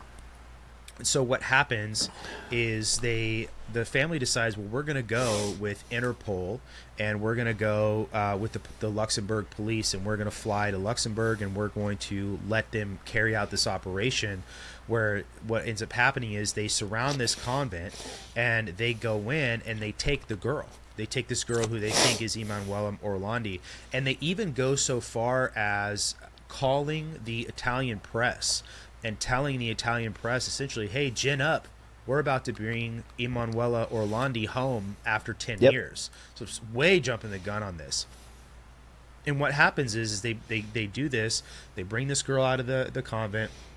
They bring her back, I'm going to assume, to like a Luxembourg police department station. And they have her in an office with an investigator. And Pietro goes on to describe how when there's at one point where the investigator leaves the room, and he could see a woman sitting in a chair facing the wall, and it looks like her from behind. It could be her. It's just got dark hair like Emanuela. They can't see her face, all these things. And so they get all their hopes up, and then the first person they essentially decide is going to meet Emanuela, quote unquote, is their mom.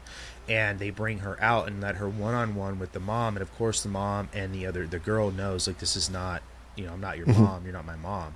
And he goes on to describe the super emotional scene of them both crying, because could you imagine, right? Like, putting yourself in her shoes, being told, hey, there's a really high likelihood this is your kid in Luxembourg. It's been 10 years. You probably haven't given up hope, but you don't feel good about this, right? I know many parents who have kids that have been taken describe, that they have hope forever, right? Which is such a terrible thing, it's kind of, you have to have hope. And then to be let down and know too, right, that the freaking police call and tell the Italian press, hey, get ready. Right, heat up the presses, dude. We're about to bring home Emanuela Orlandi, and it's total BS. Well, and then you layer on top of that, you want to be happy that this young lady was rescued, at least. You know what I mean? So it's like, I want to be happy about that, but you're not my baby girl, right? So it's like, and then now I feel guilty about not being, as happy as I should be that this young lady was rescued. But it's just, man, just talk about a giant emotional knot, and not being able to, being so confused about everything that you're feeling in one moment, Yeah. Well, but and two, this I think had to have come into play, but it didn't really get brought up in these interviews. But the day that this happens just so happens to be the 22nd of July of 1993. So that's 2 days past that deadline, right? Of when she was supposed to have been killed. And you got to know, right? Like, that's got to be in their mind, like, holy shit, it's the 10th anniversary of the day they think or may think that she's dead. And it's 2 days. In 2 days, we're going to see her, and then they don't. Just adds all these, these layers essentially, to their letdown. Well, I just want to bring up too, because we kind of skipped over it a little bit. It's not a line of evidence that really goes anywhere. But jumping back to the green BMW that was that was investigated shortly after, right? Like, how many times have they had a lead that seemed promising and then it's just nothing? You know what I mean? To go back to that, this green BMW was tied to the Avon man in the beginning. It may have been the car that he was driving, and so eventually they tracked down and did find this car, and very interestingly enough, it had a shattered windshield, as if some type of maybe struggle took place in and around the vehicle. And so they're running this lead down. This is prior to the... It's either just prior to or just after the July 20th deadline. So it's like right in that initial time period. And then the police look at it and they just go, yeah, no, that's probably nothing. And like I said earlier, then they fire the guy who was the investigator that ran that lead down. Right. So it's like, at this point, how many times have they been onto something and it's like, oh, we might be getting close, and then just nothing, and then crickets. And then now from here to the end of the investigation, these we're 10 years post now, these things start stretching out longer and longer and longer for, at this point. Right. And so it's just, man, the emotional turmoil is really unfathomable to most people about what this family's going through. Sure. You're nothing, any line of effort has been fruitless for 10 years. Yeah. Right. And I think it would have to be even more distressing to know that you live in a community that's gated. And they say too, right, that those gates closed at midnight every night. So nobody could get in. But to know you live in such a small gated community and have to deal with something like that, like you would feel, I would think, extra safe being inside the walls of the Vatican. Even then, growing up on base most of my life, like my parents let me run around like a hood rat most of the time all over the place because of that very reason, right? I'm in a gated community that's fenced in, quite literally. I'm just in the world's biggest backyard at all times.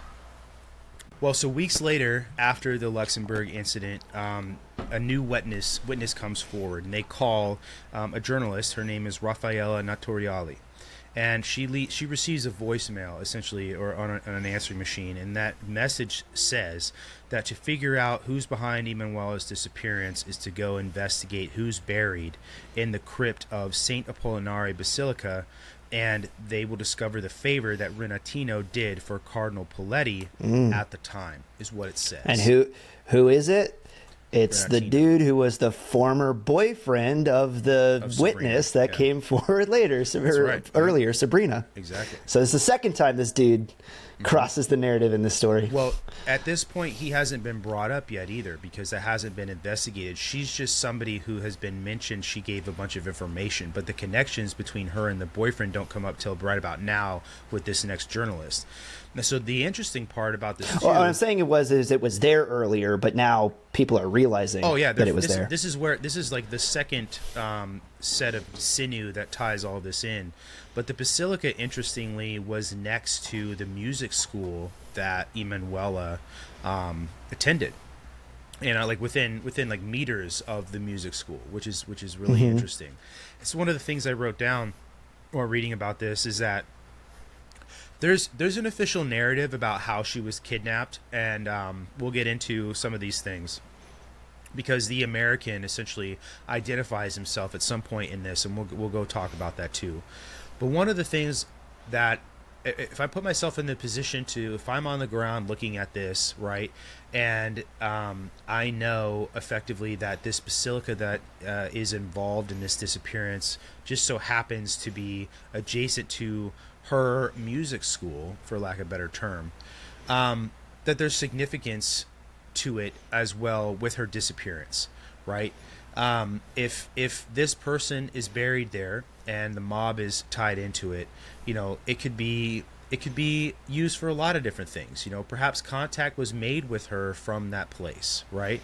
It's a short walking distance from the school where she would have come out of, ease of access, enough to where you could approach her and say, that door over there is where all of the Avon products I have, if you just follow me over there, and it's within eye shot. It's not, hey, come walk with me around the corner, just something that came to my brain in the process of doing this. But Raffaella goes to the basilica, and she ends up finding the crypt at the bottom, and she describes this massive white marble sarcophagus, and it's labeled his actual name, because Renata or Renatino is actually his nickname, but his real name is Enrico de Pettis, and that's what the sarcophagus is labeled as. And he, like we said before, he's a famous Italian mob boss. The Banda della Magliana is the mob that he's a part of, the mafia that he's a part of.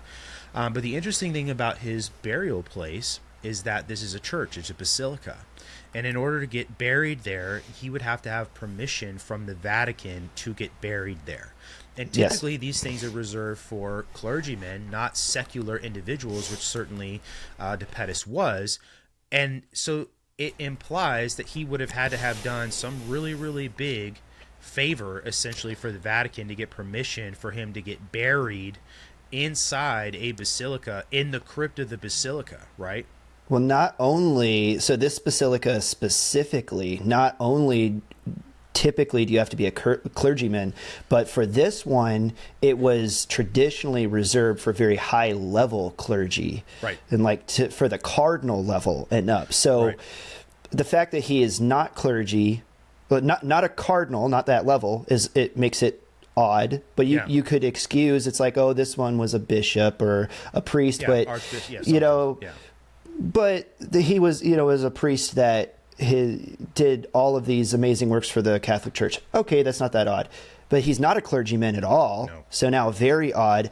And he has direct ties. He's known to be a mafioso. Mm-hmm. So why the Catholic Church, accepted and allowed him to be buried there was a very odd thing. And when this was found out, because it was initially not a lot of people knew, it wasn't very widespread news, but because of this case, a spotlight got shined on it, and it actually turned into a Catholic scandal and got turned into a scandal like there in the Vatican and Italy broader, because a lot of people, and especially Catholics, were very confused and felt offended that a mafioso was buried in one of their sacred basilicas. Like, what in the world? I remember reading about it, and some of the reasons that were offered up about like why he even made the effort to get buried there, because it isn't typical coming from the other way too.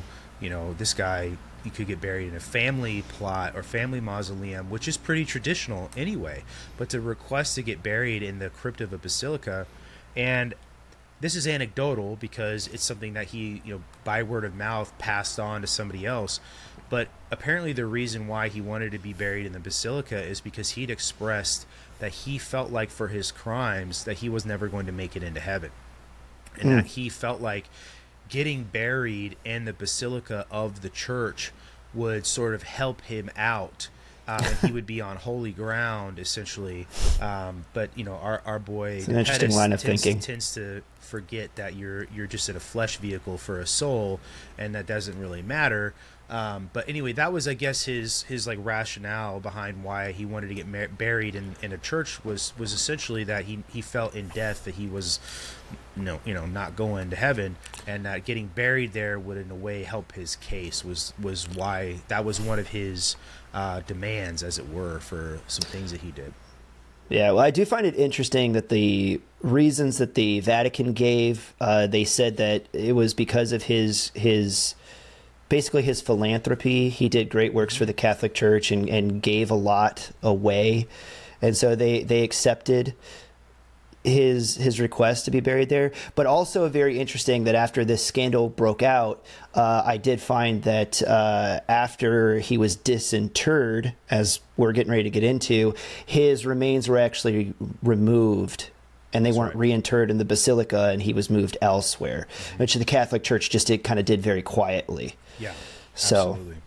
So if that was helping him get into heaven, could you imagine he was there, and then all of a sudden he just starts getting dragged toward the gate? Well, he's like, "Wait, what's going on?" I sort of imagine a Marty McFly on the stage of the high school thing. He's just like turning translucent, like in the middle of Johnny Be Good, the solo. Is it getting hot in here? Right? No, man. Oh shoot, bro. No. Dude. What's up with that red light at your feet? Oh no. Yeah. Oh no. Oh no. Yeah. Sad face. Well, anyway, so what was the favor essentially? Speculation wise, is one of these things we're going to run down what he did for the Pope, and unfortunately, a lot of this is unproven. And this is one of these things where it's like the preponderance of the evidence really points at certain things, but Right. there has never been an official, like, documented, without a doubt, this is what happened. But we'll get into a lot of that. We're getting up really close on it, but the reason why there was a connection between, or how, like, the connection between Sabrina Minardi and Renata de Pettis comes up is because the Italian police actually shadowed Sabrina for a while in 1984 and followed her because she was his lover, his girlfriend, or whatever. Followed her to his place and then arrested him, his house. So they basically tracked him through her. So Minardi said that she saw Emanuela the night that she disappeared, and that she said that she saw her in a car, and it happened to be Renata's driver's car, and that car was what? It was a green BMW, and she describes that car pulling up alongside of their car. There you go. Exactly. In the course of the interview with her, and this is Raffaella interviewing Sabrina about what happened leading up to it. She basically goes on to describe a woman named Adelaide that would show up to this apartment that Emanuela was being held at, and that she was in charge of taking care of her. So feeding her, clothing her, bathing her, all of these things. And the other thing that she was doing was more than likely giving her some sort of drug. She was drugging Emanuela. And the reason why she felt like that was happening, though she says she never saw any administration of drugs, is because Emanuela seemed completely and totally out of it at all times. And the other thing they said that they did was that they cut Emanuela's hair. So she no longer had long hair. She had, like a bob, I guess. So that is a big difference for sure when you're looking for a girl. But they also said that after 10 days, the police and the news media were talking about her way more, because the deadline at the time of the 20th of July was coming up, and they felt like Renata felt like they were going to ramp up searches for her, and felt like, if they were building a case and maybe they were following clues, any that they left behind, that may lead them to that apartment that they had her at. So they made the decision after 10 days of having her, and they relocated her to a town called, or a part of the city called Monteverde on the Via Pignatelle is where they moved her. And I guess Renata told Sabrina that he was going to drive to the Vatican, that they were going to drive to the Vatican, and they were going to meet up with somebody at the Vatican gas pumps, where they were basically, so the Vatican gas pumps would where any like Vatican marked car would go and get gas, so they didn't have to go buy it on the economy, right?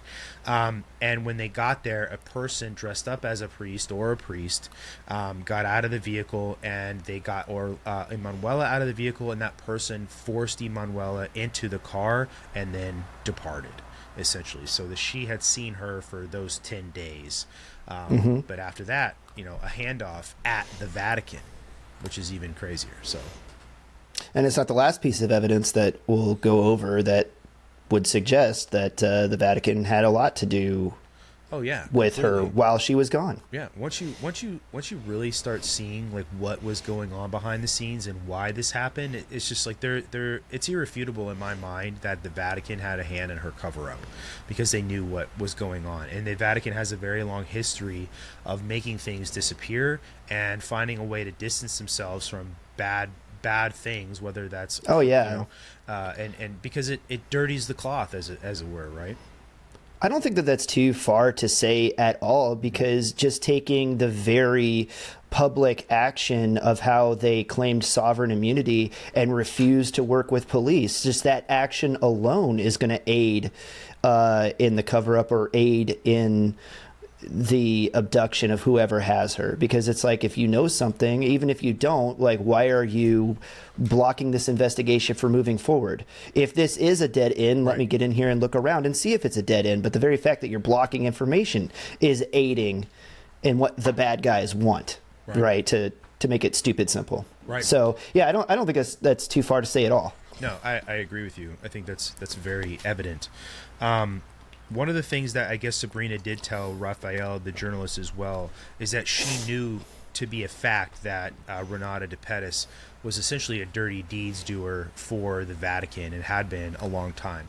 And that this is probably a good place to like mention that there's a long history, even before this, of the Vatican working with the Italian mafia to gain certain outcomes, right? And whatever that's financial gain, making somebody disappear, all of these things, right? You have to consider, you can't have this naive view of the Vatican.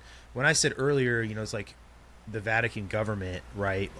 Or like quasi-government, whatever you want to call it, like that's an accurate description. Just like any government, it has interests it has to protect, and not saying those protections are ever or always pretty, right? Just like any government, loose ends get tied up however those loose ends get tied up, and there are people that do that work, and that's what Sabrina is saying, is that Renata was one of those people that could go to. And this is the other thing too tied into this is Andrea Purgatori says that at the time of Emanuela's disappearance, that the Banda della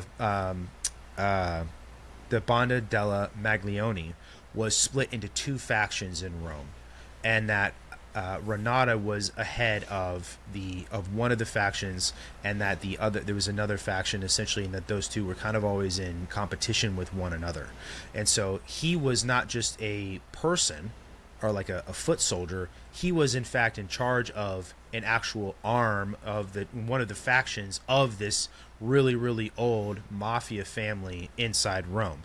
So he's not just a dude, like he's a decision maker and somebody that the Vatican is going to get things done. And there's no intermediary between him. You're talking about somebody talking to him from the Vatican is more than likely just the only distance between Renata and the Pope is that one person. You know what I'm saying? Yeah. And it kind of makes it seem even more tongue-in-cheek when the Vatican says it's because of great deeds he did for the church that he's allowed to be buried in the basilica. Yeah, exactly. It's kind of one of those things where they wink and nod while they tell you without coming out and tell you. Success story, you know what I mean? That's not where I was going at all, but yeah. A little inside baseball for the old school viewers, but anyway. No, that too, 100%. Can we just take a second and appreciate like how, I guess, astonishing the situation of the Vatican is to be a 0.24 square mile sovereign entity that exists within Italy that gets to claim sovereign immunity and diplomatic immunity and move about outside of its own gates in and around Italy, like with impunity. They have diplomatic immunity wherever citizens of the Vatican go in the world, and they're treated like diplomats. And then anything that happens inside of the walls of the Vatican, the Italian state and Roman provincial government, it's like an Indian literally reservation without the power. Can't get in to do a daggone thing about it, and are stopped at the gates by the Vatican guard. Right. Like it can't get in there. They can do anything they want within the walls of the Vatican, and then on top of it, the way that they're the internal Vatican government is set up, like you said, the Pope basically operates like an emperor. Anything that he wants, there is no voting, there's no democracy in there. It's whatever the Pope says, and then of course his cardinals underneath of him. And so you have right there, I mean, all of the elements set up to be as corrupt as you want to be and be able to get away with it with impunity. Historically, that's not been saying the case. I didn't say that the Vatican's corrupt. I said all of the elements are there to be as corrupt as you want to be. Think just church history in general, right? Right. That's literally been the MO for 1,000 years at this point, or more. That the Pope is not just the religious leader, but like he's sending armies out to the Middle East. He's making the determination on whether or not you're going to hell, right? He's through excommunication. He's the one that is organizing the political infrastructure, not just for Italy, right, but for the broader parts of Europe for hundreds of years. So that's exactly historically the precedent for the papal seat is that power. right? And I would say too, right? Like the Pope has more power than the Queen or the King of England, like today, in the same regard, right? They're both seen as figureheads in a way, though one is the head of the church and the other one's like the head of the country, quote unquote. The Pope certainly has more power, in my opinion, than somebody like King Charles now, or even Queen Elizabeth II at the time. Oh yeah. Which is kind of nuts when you Absolutely. think about it. So like to throw fuel on your fire there, like that's exactly like that sort of power. It's more than And if you don't soft think- power. It's more than soft power.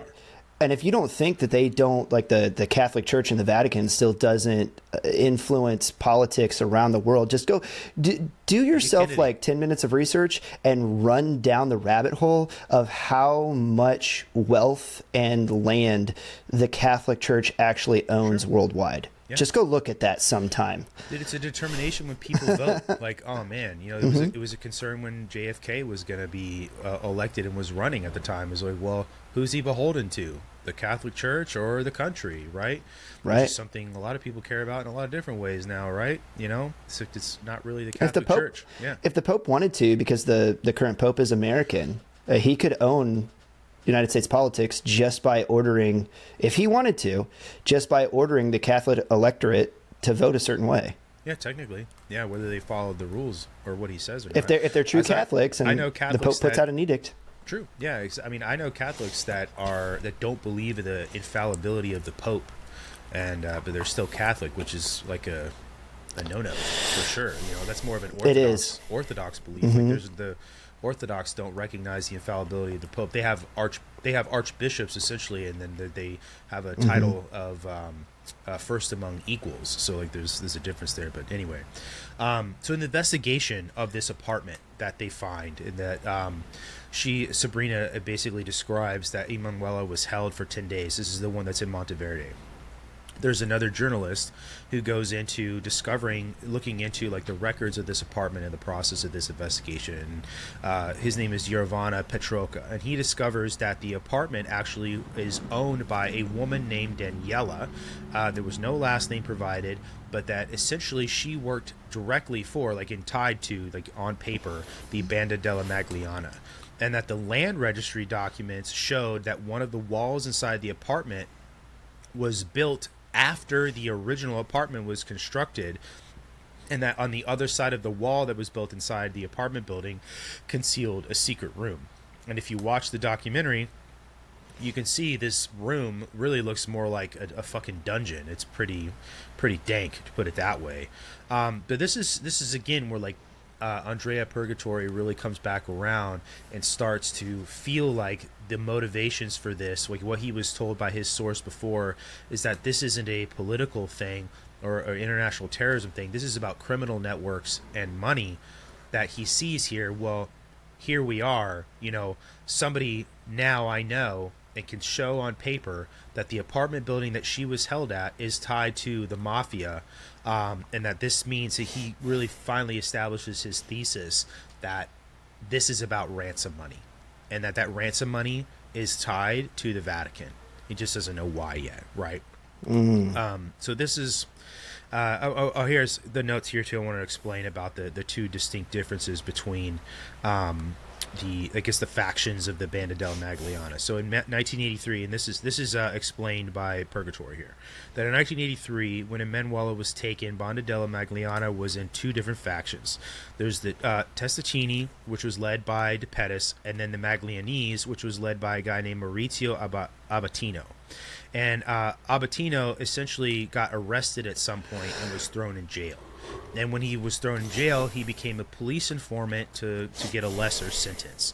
And so, knowing now that this apartment building has ties to the Banda della Magliana, Raffaella, the female journalist who found out where Sabrina was and what her ties to Renata were, she decides that she's going to go and visit Abatino, and she's going to interview him because she wants to know if he knows anything about the disappearance of Emanuela Orlandi. So she goes and visits him, and he goes on to tell her about essentially that he would get these routine visits from somebody in the Banda della Magliana, and he would come to the jail and they would basically were there to just like pass on news of what's going on with the family, what's going on outside of jail, so that I guess when this person gets out of jail and is able to rejoin the mafia society, as it were, that they are up to date on all of the stuff that's going on. He's getting his daily briefbacks. Essentially. But the one thing he said is that from listening to the things that he was told, that he knows without a doubt that the situation with her was 100% about money, and that money the mafia had given to De Pettis, and that was making its way up to the Vatican bank and was never repaid back to the mafia. So the debt essentially was the Vatican's to the mafia, right? Mm-hmm. She was kidnapped to pressure the Vatican to give the money back to the Banda della Magliana. And that's the first time somebody has explicitly said, a criminal inside the family, that was the entire reason why she was kidnapped. So now we can get into this whole finance scheme, the finance scandal, why this has been going on, and it's really where you start to see like, oh my God, this is so much more than even, because it's still a big story, like we said at the beginning of this. You know, this story gains international traction when it's mentioned that they want to exchange her for the person who shot the Pope. And that's when it does get that international attention. But now they know specifically that this has ties to this mafia family. And the Vatican cannot get away from essentially that at this point now. There's enough evidence on the ground to say that there was some sort of connection, right? Oh yeah, I mean, from him being buried in the basilica all the way back to his girlfriend, you know, making the first phone call and becoming a witness, like, dude's tied into it, and it's pretty firmly established. Yeah. So you can also see by the way too, about all the evidence that you were pointing at earlier, how the Vatican was putting things into place to steer away from this line of investigation too. You want to talk about the exhumation too? Would it be a good place now? That becomes very clear of De Pettis. Mm-hmm. Yeah. So when we we can do it now because you had already brought it into the 2010s. So I believe that had happened in and around 2015, if I remember correctly, and it was based off that anonymous phone call, like you said, voice message that was left, and so that led them to the basilica, that cracked open the realization for most of the Catholic members in and around the area that this mafioso guy was buried there, and that it was tied into the Orlandi case through this voice message. So eventually enough pressure was actually placed from outside of the Vatican by the church laity, which is very interesting, to exhume his remains. And I find that to be interesting because at first the Catholic Church was like, no, we're not going to disinter him, we're not going to violate the grave.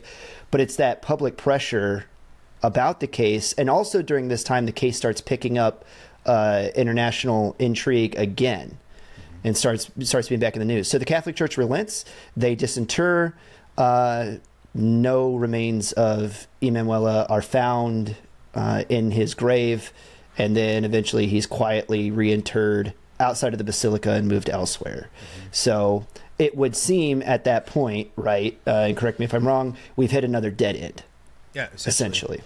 Yeah, you know, the removal of his body there, like, rights a wrong, but it also covers up a pathway that leads back to the church. You know what I mean? It's going behind you with a switch and going over the footprints, as it were, and erasing them. But what it does do is open up this line of investigation between connections of the Vatican and the mob family, which then lead back to the finance scandal that was happening in the 80s. And so now that's where we are in the timeline of the investigation. Right. Yeah. So this would be a good place to bring up as well. Earlier we had talked about the day that Emanuela Orlandi was kidnapped. And that day was the 23rd, the 22nd of June, June 22nd. June 22nd, 1983. And it just so happens that that day, the Pope was not even in Vatican City. He was in Poland. And if you remember, Pope John Paul II was a Polish Pope. And he happened to be in his home nation of Poland, and he was there, and it's described, right? This was a very, very big moment for Pope John Paul II because he was returning to Poland, being heralded sort of as this hero, having a moment. It was a very big public publicity thing for him, for the Polish community. You remember too, right? We're still talking about the Cold War, the Soviet Union, the Iron Curtain. Here's the Pope. You know, a country like Poland that has been one of these countries that's been, since World War II, has really gone through it for quite a long time. And she was kidnapped. It's putting it lightly. Yeah. Well, trying not to send my brain down a bunch of history rabbit holes, but you're doing good. She was kidnapped that day, and that was not coincidence. And here's where we can really start talking about a lot of the weird dates and things like that, and the significance that is tied into not just dates, but places, right? And then also a prophecy, which is kind of nuts, right? It just goes to show you these people, the mob, may be secular, but you cannot escape the religious. You cannot escape the sort of like supernatural in a way that is inevitably tied into a case like this because it involves the Catholic Church and things that the Catholic Church believes. So I'm going to set the scene a little bit before we talk about it, because that way we're not so cold going into it. But you guys remember how Mehmet Ali Aksha made claims that he was approached by the KGB, was trained by the KGB, which you guys may remember was the clandestine, if you want to just attribute it this way, the CIA of the Soviet Union at the time, okay, the KGB. They're no longer called the KGB. But he was approached by the KGB, trained by the KGB to go and kill Pope John Paul II. And to understand the context of the time, you have to understand that the Soviet Union was viewed as an atheistic communist country, right? And that essentially, because of that, the Soviet Union viewed the relationship between the Vatican and the United States as a friendship that was not good for the Soviet Union, didn't work in their favor. At the time this is going on, you consider that Ronald Reagan is the president of the United States, and it's viewed that Ronald Reagan, of course, has an interest in tearing down the Soviet Union and ending the Soviet Union. It's one of his established goals. And so his aim of destroying the Soviet Union is a political aim, and that his relationship with Pope John Paul II, who also has an aim of tearing down the Soviet Union, is a religious aim. And I'll kind of get into that now, right? So the date that the assassination attempt on the Pope happened was on 13 May, and that is 13, the May is the 5th month of the year. So if you were to write the date out, that's 13, /5, and then happened at the time of 1717. So that's military time, right? Or international time, however you want to call it, which means that it's at 5:17, technically, but on a clock, on a 24-hour clock, it's at 1717. And so this coincides with a Catholic prophecy, the prophecy of Fatima, and that prophecy was given to 3 kids on the 13th of May in 1917. Okay, so these dates and the time line up with that prophecy time. And so essentially the prophecy, and the 3 kids that were shown were 2 boys and a girl, and they were visited by the Virgin Mary, who told them that a pope would die in the future unless that pope was able to bring the Russian Empire out of communistic atheism back to the Catholic Church, right? So the pope essentially goes through this experience where he's almost assassinated and determines that he's the pope in this prophecy.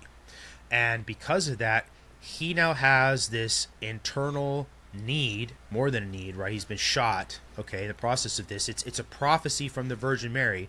So it's not just a need, it's a compulsion from God or the Mother of God, right, to go and carry out and fulfill this prophecy, or he's going to die.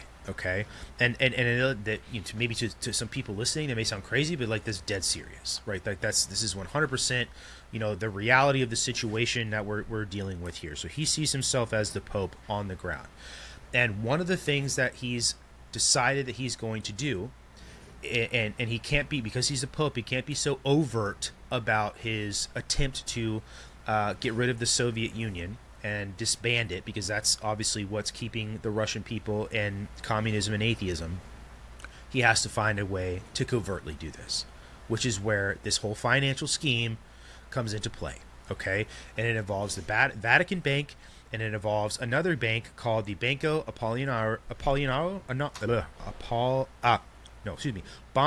Ambrosiano is what it's called, the Banco Ambrosiano. Okay, so it involves two men specifically alongside the Pope, and obviously we know Renata de Pettis is involved in this too. So that first man is a man named Roberto Calvi, and he is the chairman and the CEO of a bank, of, like I said, the Banco Ambrosiano. That bank is a Catholic bank, right? So in the community at the time, it is referred to specifically as God's Bank, and that Roberto Calvi is known as God's Banker. God's Banker. God's Banker, which is a really, really big title, and that God's got a lot of money, right? So yeah. And when I say the Vatican Can you Bank, imagine writing that like on your resume, dude? Right. Yeah, Which his resume doesn't last very long. God's Banker, my phone number. Like, no big deal. Email address. Yeah, God's Banker, comma NBD. No big deal. What does that mean? No big deal. So when I say Vatican Bank, I mean quite literally the Vatican Bank. I don't mean it generically. Yeah. Like that is a real financial entity, the Vatican Bank, and that is very important for the process of this story. But they don't get audited. They don't get audited, and that's another reason. We're going to talk about that.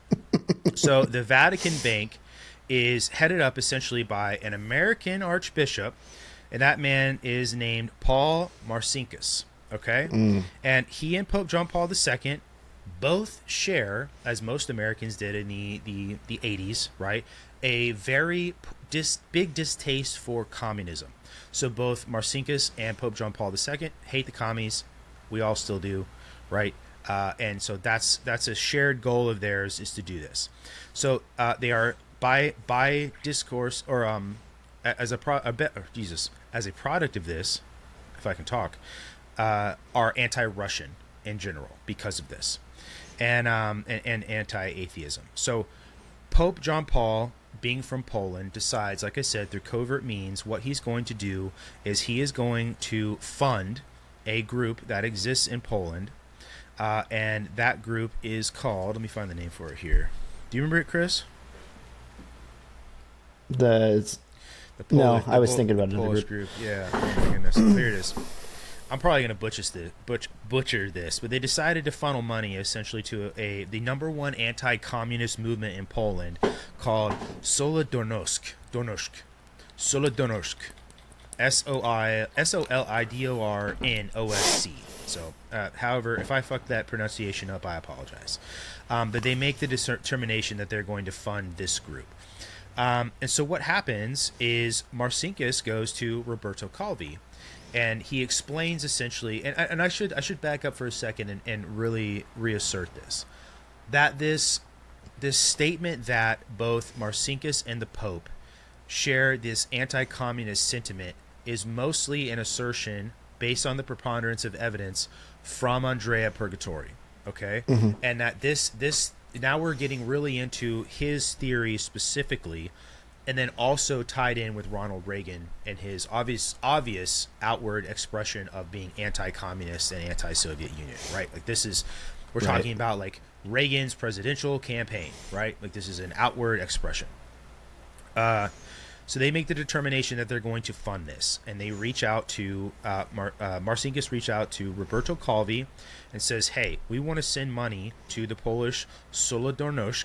And what ends up happening is through the Vatican Bank, through the Banco Ambrosiano, they are able to, through private investment and then money from Banda della Magliana, send $200 million to this group, this anti-communist group in Poland. And that's just the first transaction. And this is in the 1980s. Yeah. Ooh, I'm kind of curious.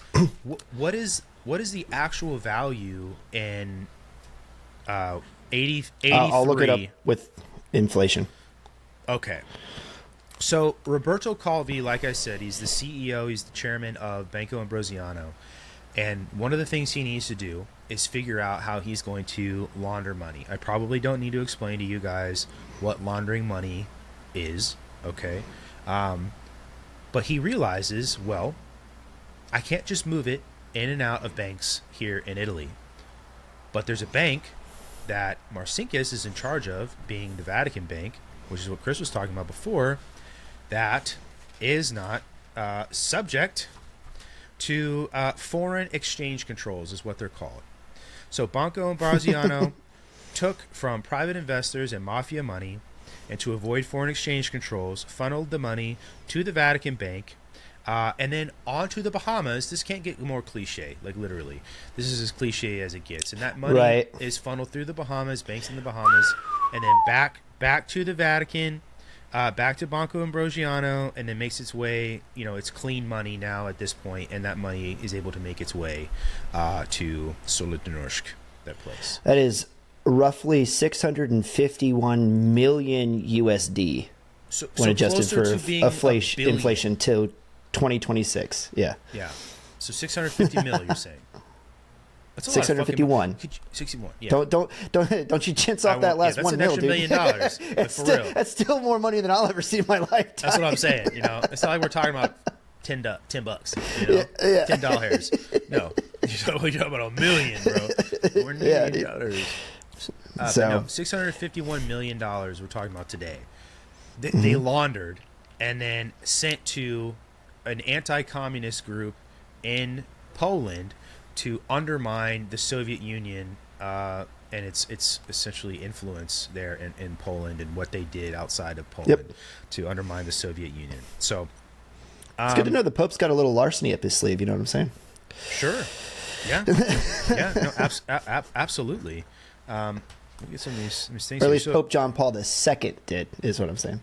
Oh, no, they all certainly did. So what ends up happening, okay, and we'll explain this, because obviously this plan goes on really good for a while, and then it all goes bad. Otherwise, it's not a financial scheme that results in the kidnapping of not just one, but two girls in Italy, okay? So Roberto Calvi was laundering money for the Vatican. He wound up in a scandal where he wound up losing millions of dollars, and like we already told you, this is private investor money and then mafia money. And once that happened, of course, it opened up an investigation into Calvi, into Banco Ambrosiano, and he fled Italy. Okay, and so one of the first people to start investigating where he went, of course, is our homie Andrea Purgatori, and they essentially figure out that he made his way to London, and the reason why they figure out that he made his way to London, well, he was just hanging around over there, because he was hanging around, and so I mean that literally.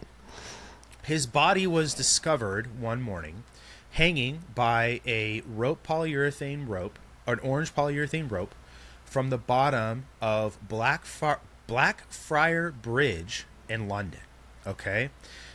His suit, he was wearing a suit, looked just like a business guy, right? Like he was going to work, was full of heavy rocks. And if you look up the actual crime scene photos from this, they have stacked up a small pile of these big rocks that were shoved in like shirt pockets, all these things.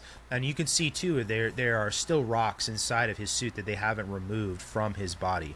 And mind you, so they pull all these rocks out of him, and they also found currency for several different countries. I want to say that those countries there was obviously Italian lira, because they didn't use the euro didn't exist at this time. That was the one that was the most reported on. Right. The Austrian shilling, I'm pretty sure, is what it was called at the time, and then also British pounds. And I want to say those were the three currencies. I'll fact check you real quick. So to make it look like somebody who's fleeing the country, right, and is going to need different currency, because at the time Europe didn't use the euro, right? Where if you get euro in Germany and it does look different from euro in France, that euro in Germany is good in France, right? It's not, there was an exchange and all that stuff you had to do for the Deutschmark and the franc and all that other stuff at the time. So, but the actual determination of this dude hanging from the bridge with rocks in his pockets and in his shoes and shoved down his shirt and all this other crap was that this was a suicide. Okay? Obviously. Yeah, you don't...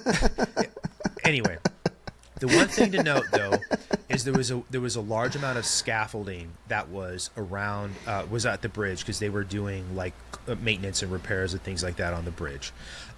So there was an actual... The family of this guy hired a private investigator to go and do like her own investigation about whether or not the determination from the actual police that this was a suicide held any sort of water. Okay, so the private investigator, she basically built a scale model of this bridge and the scaffolding. They went out, and at the time that they were hired, because she was hired basically right after the official determination that this is a suicide came out, and she went out with a team of dudes and they tried to essentially recreate this suicide. So she had one of the men that she was working with walk across the scaffolding, which is what he would have had to have done, is he would have had to have walked down a ladder or climbed down a ladder to the bottom of this scaffolding and make his way across the scaffolding to hang himself on the other side of the bridge, essentially across the scaffolding over raging water. Okay? Which, if you're going to kill yourself, in my mind, you know, you're not going to put a lot of barriers in between you and killing yourself.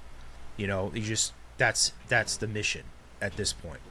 And one of the things they determined is that, first off, it makes no sense to do this, that the person who crawled across the scaffolding wound up with both green and orange paint marks on their suit. This person, like, wore a suit, too, when he did this. Like, that's how into the nitty-gritty they got with this.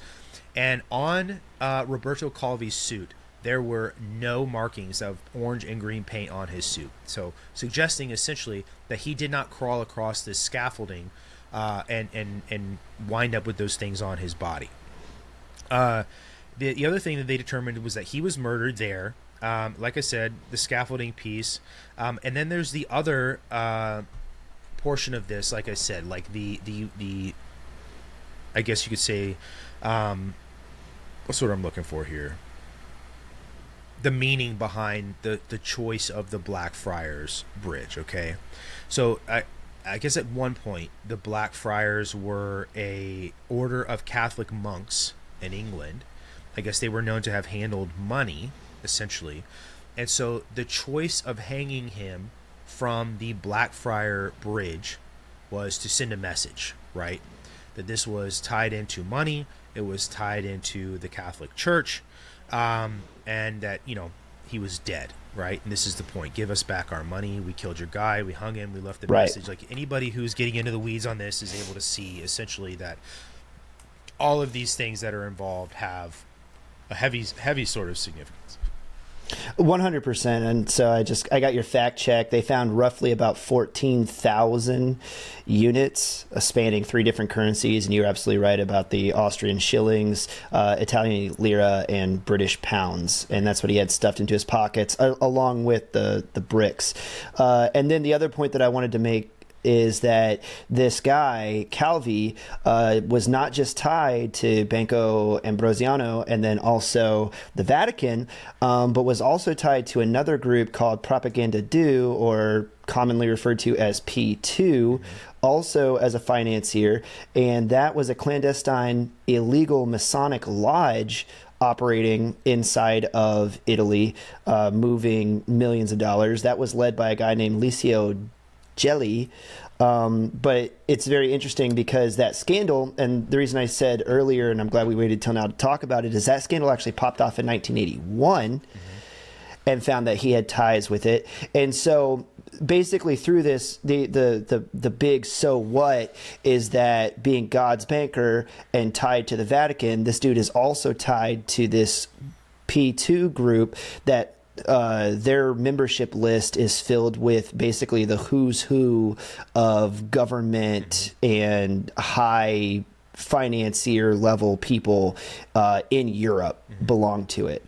And so immediately when you spiderweb that in, I mean, you're looking at the most financially well-off and highest connected people on the continent, all at this one nexus point where this guy was. And so, yeah, tying back to what you were saying earlier, the Vatican tells this dude, hey, we want to bankroll some freedom fighters, right, in Poland.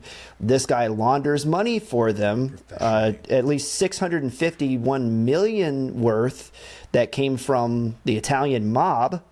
And private investors. And then and then like you said, it went well until it didn't. And then the mob wanted their money back.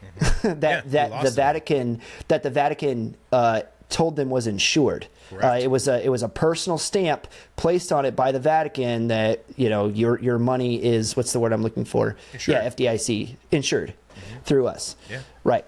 Yeah. No FDIC at this point. No FDIC, but I was trying to remember the terminology. Yeah, insured. Well, and you bring up a good point too, because this didn't happen. The financial scam wasn't happening when Emanuela Orlandi was missing. This happened prior to. So it proves that this is an after-the-fact sort of retribution. And the timeline really shows you, because it's about a year or maybe a little more after this financial scam that these two girls go missing, okay? Right. Which really shows you that what more than likely was going on behind the scenes was the mafia and the Vatican trying to work something out. Okay, and the sort of tension between them reached ahead to where the mafia decided this isn't going to happen and we're going to act, and this is how we're going to act. And they chose to go this route with kidnapping the girls. Okay, and I just want to say, because Chris and I are like sort of speaking about this in the way that like this is the reality and this is what really happened. Again, this is a theory on why all of this happened. We're just speaking about it right now in the manner that this is what happened. But if we're believing that this is the perspective, this is how these things worked out in this theory, right? And so the year mark is where a lot of this like political tension and the mafia tension and all of it really hits ahead, and they decide to carry out this act. So there's another witness we're going to bring up here that comes forward, right? So there is, let's see here. Let me pull my notes out. While you're looking at that, if you, again, assuming this theory and just looking through this lens, it also lends credence, and now you can understand why we were saying possible dog whistle, that the Pope in his Angelus suddenly goes, hey, I recognize this girl is missing. I pray that she comes back safe. Talking to the mafia. Hint, nod. You're right, I know. And then it also, you start to understand why the Vatican goes into the Orlandi house and goes, you know what, we want to listen to all of this communique that's coming in through you. And then eventually, you know what, we're just going to move this out through a lawyer, one that's very good in dealing with finance, not necessarily dealing with the law that has anything to do with this, but he's good at as a finance. On a gun who can mask right. the bang. So it starts lending a lot of credence to a lot of these moves that the Vatican makes on purpose, and it's also around this time frame that Marcinkus, the American cardinal who's in charge of the Vatican's. Sorry, thank you. The Archbishop that's in charge of the Vatican's finances, he's the very first one that basically puts up the entire stone wall of sovereign immunity, and refuses, once this investigation line starts heading into the finance section and through all of this money that was Banco and Brosiano and all that, he's the one that puts up the stone wall, claims sovereign immunity, and refuses to talk to investigators about anything, and just basically goes dark inside of the Vatican. It's like that scene from Lethal Weapon. Diplomatic immunity. That's exactly what he did. Yeah. Well, so here, if you want to draw like a clean through line on this whole theory, right? The person who is starting to seem more and more honest is Mehmet Ali Akşa. Because if you look at it this way, right? Well, the terrorist. The terrorist, the guy who tried to kill the Pope.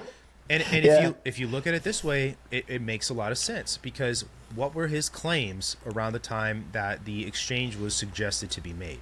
He said, actually, I was trained through the country of Bulgaria by the KGB to kill the Pope. Yep. And if at some point the Russians, right, the KGB is a very sophisticated spy network, incredibly talented, okay?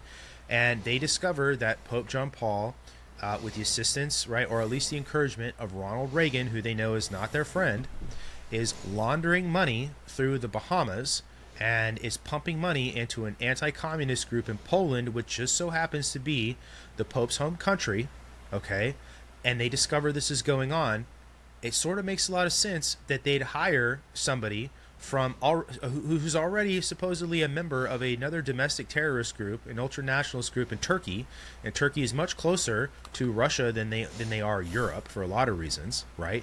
To go kill the Pope. It sort of makes sense. You're going to kill the guy that's funneling money to a group that's trying to overthrow you. So it doesn't seem so far-fetched anymore that he says that this is what's going on. These guys train me through the country of Bulgaria to go kill the Pope. Well, actually, that kind of makes sense now, knowing what the Pope was doing, supposedly, funneling money to an anti-communist group, kind of makes sense. He's not the only one that came out and made claims like that, too. A father, Gabriel Armoth, who is a very famous exorcist that worked on behalf...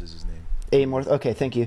That worked specifically for the Vatican. If you guys go out and look, Russell Crowe plays him in a film about his life. It's called The Pope's Exorcist, and then The Exorcist from 1973 and many other films in that genre have like elements of their script that are based around this guy's life. He actually came out and made claims that a lot of this stuff that happened falls at the feet of the Vatican, and the Vatican was at least implicit in allowing this to take place, and it was possibly he alleged for covering up like sexual improprieties and things like that took place inside of the Vatican, but he also made claims about the fact that the Vatican is guilty for a lot of the stuff that happened. And of course, the Vatican distanced themselves and never acknowledged his claims. Of course but they will, because they shuffled pedo priests around to different parishes and things like that too. But of course, if you want to just like briefly look, you look at this through a Christian lens too. It's like no wonder why there's so much evil inside the Vatican, and there's these assertions that Satan has made his way inside the church. Well, if you're doing deals with literally the mafia, and you're doing illegal financial trades and all this other stuff that's going on, whatever it is, tying up loose ends like we talked about at the beginning of the show, right? No wonder you're just inviting that influence in. And your effort to perpetuate and protect the image of the Vatican, the Catholic faith overall, so kind of absolutely. And didn't they find documentation in the Vatican of what the Vatican was possibly paying for her clothing and her food and stuff like that while she was being moved around? That now, darn it! I'm pretty sure they did. Yeah, there was actually. It's kind of wild. I got you. Yeah, please, no.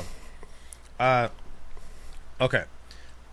So like I said, there's another, this is, okay, let's say this too. There's always sort of another witness that keeps coming forward throughout the process of these investigations. And it makes the investigation really hard because it's an introduction of new evidence.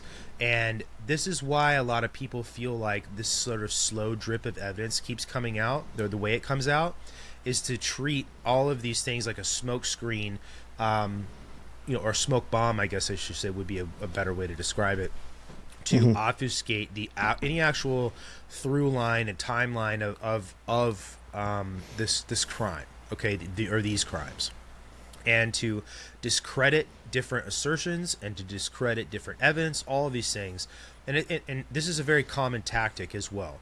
Is the slow leak of information or the slow leak of evidence or the introduction of new evidence to try and confuse the process of an investigation to throw things off. And so here, we'll kind of like get into this next person. So another witness essentially calls and calls a media agency. And they say that if you go to the Fiore del Rienza and look at, there's a famous Italian movie director, last name is De Laurentiis. It's not the fashion guy, but his movie studio warehouse, that you will find Emanuela's flute. And they went to this warehouse and found her flute.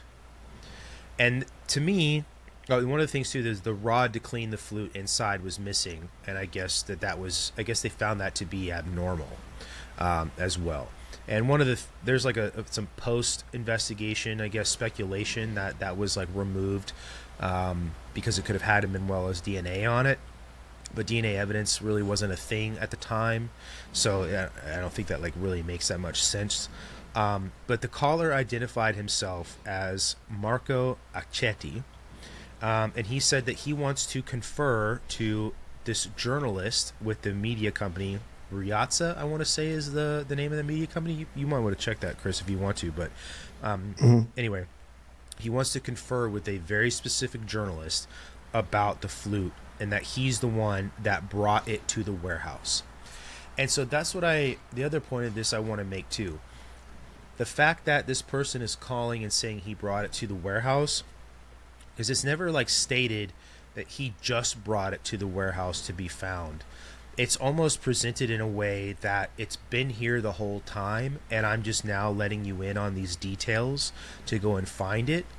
Personally, I think that this is being planted and being pawned off as having been hidden from plain view for a long time, but actually he's going out and hiding this evidence and then making phone calls and letting people know about it, and they go and discover it, right?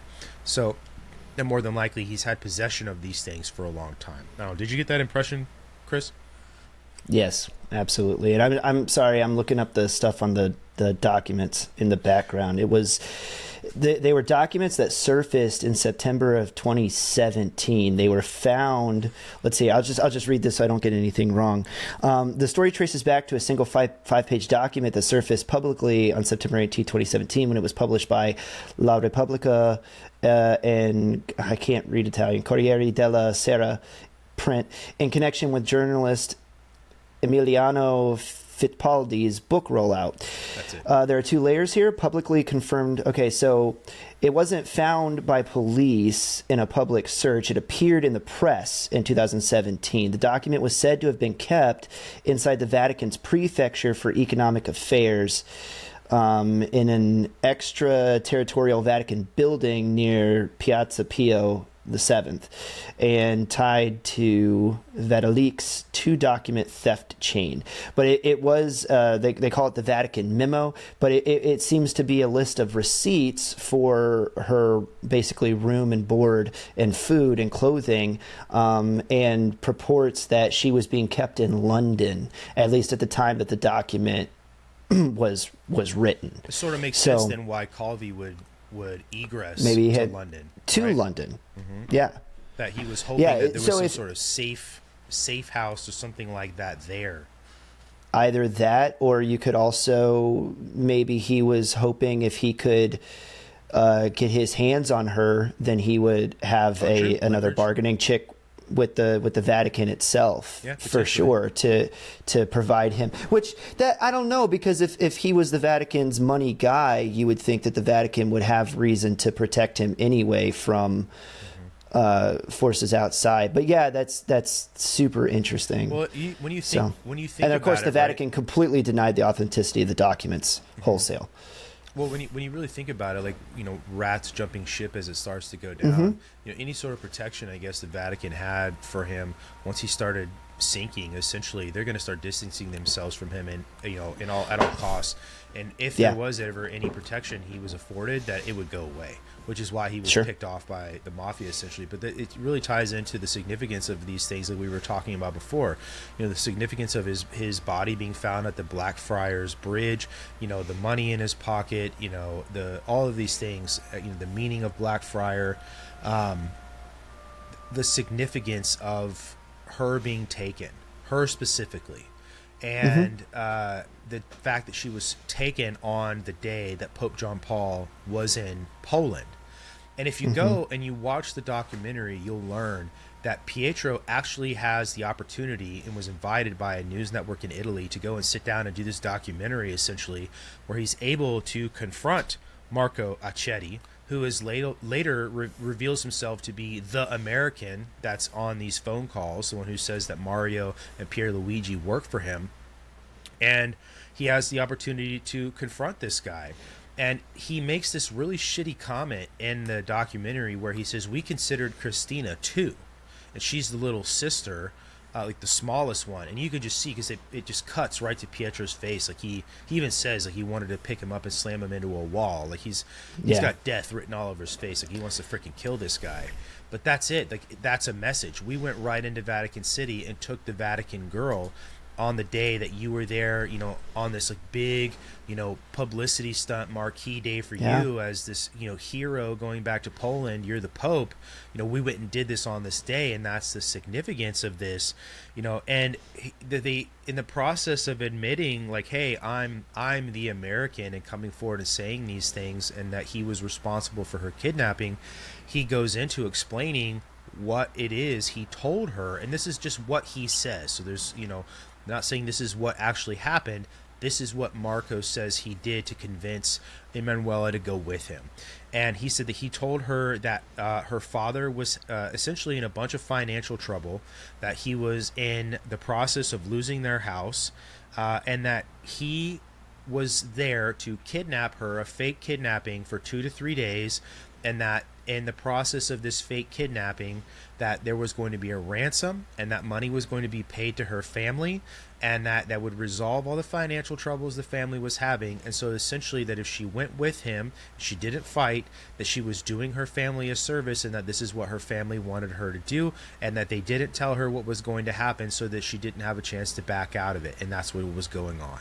And he tells all of this stuff to Pietro as well. And the other thing he says too is that for the first couple of nights that she's missing, that Marco takes her on walks around Rome in the neighborhood there's where she's missing, or where she's being hidden, and they actually go and get ice cream together. And he asks her, he says, why did you do this? And he said basically to garner her trust into believing the story that this was a fake kidnapping, which is really shitty, you know, and to do this to somebody in general. But just that's what he says. But Pietro has a serious issue with the story because to what he's telling him, because as you said at the top of the episode, Chris, that she was known to be a very shy girl. And he says that I don't believe you because you don't know Emanuela. I mean, Emanuela would never do something like that. She would never go with a stranger under the pretense of the story that you just said. And he makes this really snarky comment, and he's like, well, never say never. You know, and it's just, you could tell. Like, I don't know if there was security in the room there to like break them up, but I would imagine there probably was, because it would be really hard not to go hands-on with them. Because if you watch it, like Pietro even talking about it in hindsight says one of the most difficult, it was difficult to talk about the situation, but he says one of the more difficult things was the fact that this guy was so arrogant that he was talking to him that really made it really difficult for him to deal with it. But there was actually an incident where the police almost found Marco and was able to almost arrest him. And so they figured out essentially that he was calling from payphones. And in a recording, one of these payphone calls that they were listening to, in the background, they heard a train whistle. And they realized that this was a payphone that was near a train station, because not all payphones are near train stations. And I'll say this too, one of the interesting things is when Marco was interviewed by a journalist about all of this incident, and one of the things that journalists is doing is sort of like pulling on threads and asking questions to like verify the veracity of his claims, that Marco even makes the statement that he knows that the train whistle is what gave him away, and that wasn't something that was publicly available. So yes, he actually was more than likely somebody that was involved in her kidnapping. But because of that tip of the train whistle, the police made the determination that they were going to basically turn off a bunch of different payphones around Rome. And so that really they limited the number of payphones that he had available to him to use to make phone calls. And on average, it takes about 2 to 3 minutes to trace a payphone call at the time. And they said that that's one of the reasons why the phone calls were given to this lawyer that we mentioned before, Erigidity, or whatever the fuck his last name is, right? Diddy was given to him to keep him talking so that they could capture his location at a payphone. And they were able to actually triangulate his location at a payphone. And he goes on to describe how when he went to the payphone, that he always brought women with him as a cover, that he was at this bar using a payphone, and that there was 2 chicks there who were his cover. And that the thing that gave the police away is that they pulled up to this bar hauling butt, and it sounded suspicious. and he could hear it coming from a ways off. He could hear the revving of an engine that was moving really, really fast, and it basically tipped him off. And he left the phone and he walked out of the bar with the two girls, and he said he literally watched the police officer park and get out of the car, and was able to describe what the police officer who responded looked like, and it was that police officer. So they almost caught him based off of the phone calls. But I think that's kind of nuts. It does add that layer, knowing that the lawyer was hired as well to keep him on the phone. Like, it's kind of funny, like a lawyer keeping somebody talking. But that's what the whole point was as well, was to get him to do it. To triangulate his location. But so Marco goes on to say as well that the Vatican is involved in this, and that's what this was. This not international terrorism. The Vatican was involved in it, and that essentially there was a group of clandestine priests, and he goes on to call them the ganglion, is what he calls them, and that they're if I can read my own writing.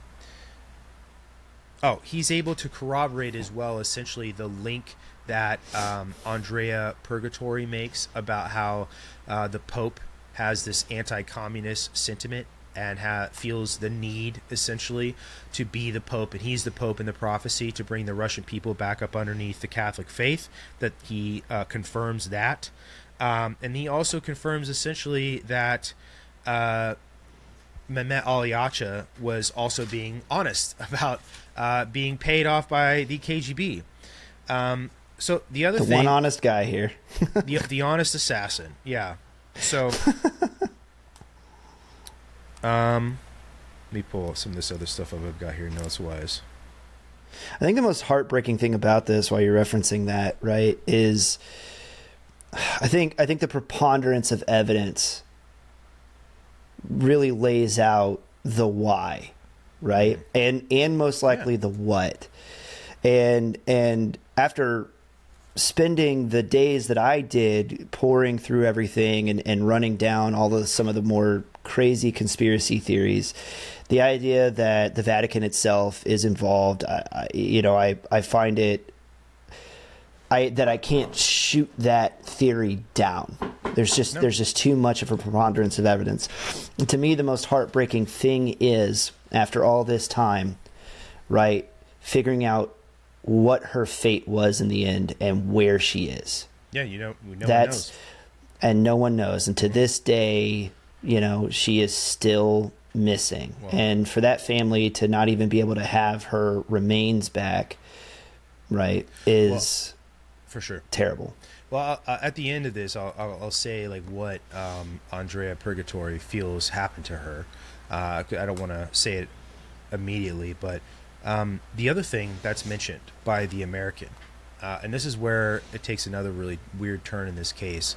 And if you guys remember where I was talking about how this case, when you look at it, it quote unquote begins with Emanuela, and she is the primary focus always when this case gets brought up. It's about Emanuela. But 45 days prior, so on May 7th, 1983, another girl was kidnapped. And the American says that he was also responsible for the kidnapping of this girl, and her name was Mirella Grigori. And essentially he gave a similar explanation of how he was able to con this girl into leaving her family. And what had happened is he had tailed her throughout a couple of days and kind of got down a routine. And he figured out where she lived, and one day he followed her home after school, waited a little bit, and then he, hit the buzzer at the bottom of the apartment building to, get the attention of whomever was in the home. And she so happened to answer the buzzer, and he identified himself as a boy she went to school with named Alessandro. And he said, "Hey, come down, I want to talk to you." And so what she did was go and tell her mom that she was going to go down and talk to a boy from school. Went down and was never seen again. Okay, and still has never been seen again. There's nothing that's ever been recovered, no body or anything like that. And he explains essentially that he told her a very similar story to what he told Emanuela, that your father, I should say this, the Grigori family actually owned a bar. So in this story, he leveraged the bar, where in Emanuela's story, he leveraged their home. So he says that your father is in a bunch of financial trouble. They hired me to do a fake kidnapping. I'm kidnapping you. You're coming with me. And over the course of a couple of days, the Vatican is going to pay a ransom to your family. And then, your dad's financial troubles are going to go away and your family's not going to lose the bar and your way of life and all these things. And he says essentially, too, that Mirella decides that she's going to go with him, and she goes with him, and under these same pretenses. And after a couple of days of her being missing, the family gets a call at the bar. Mirella Gregori's father answers the phone, and the man identifies himself on the phone as somebody who took Mirella. And what he does this time to quantify that he is, actually somebody to be taken seriously, and he does have Mirella, is he describes every bit of her clothing to her dad, down to her underwear, which is pretty disturbing when you think about it as well. So there's a point in why two girls were taken. Okay. And this really is a huge layer to this story. The American Marco goes on to describe that the reason why Mirella was taken is that the demand for Aliacha to be released, for it to be granted, it would have had to come from the president of the Italian Republic.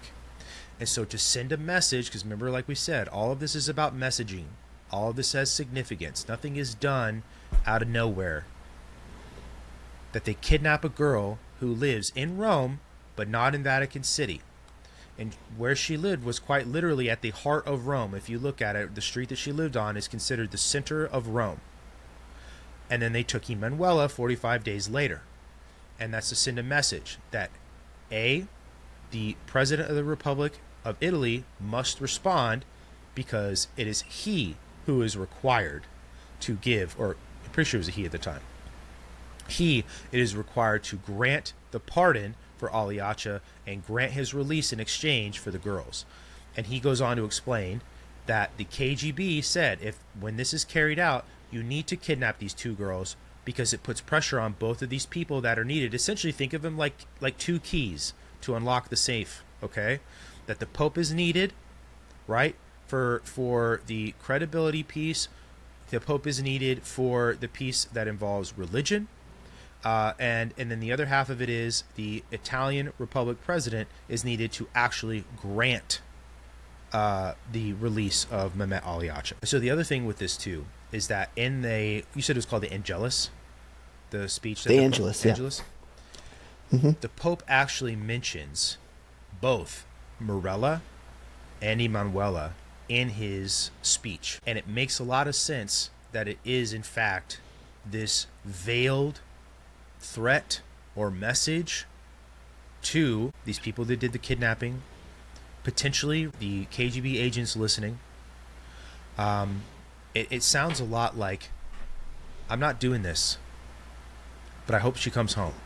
To me, is what that sounds like.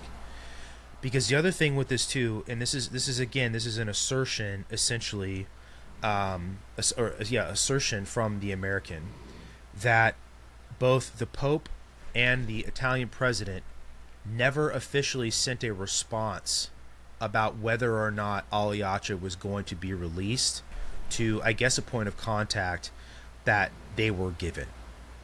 And he goes on to express essentially this sentiment that as time dwindled on and came to like the 20 July deadline, all of these other things, that it was bothering him because, he wanted to see the girls released. That's what he wanted. That it was just his job to kidnap them, all this stuff.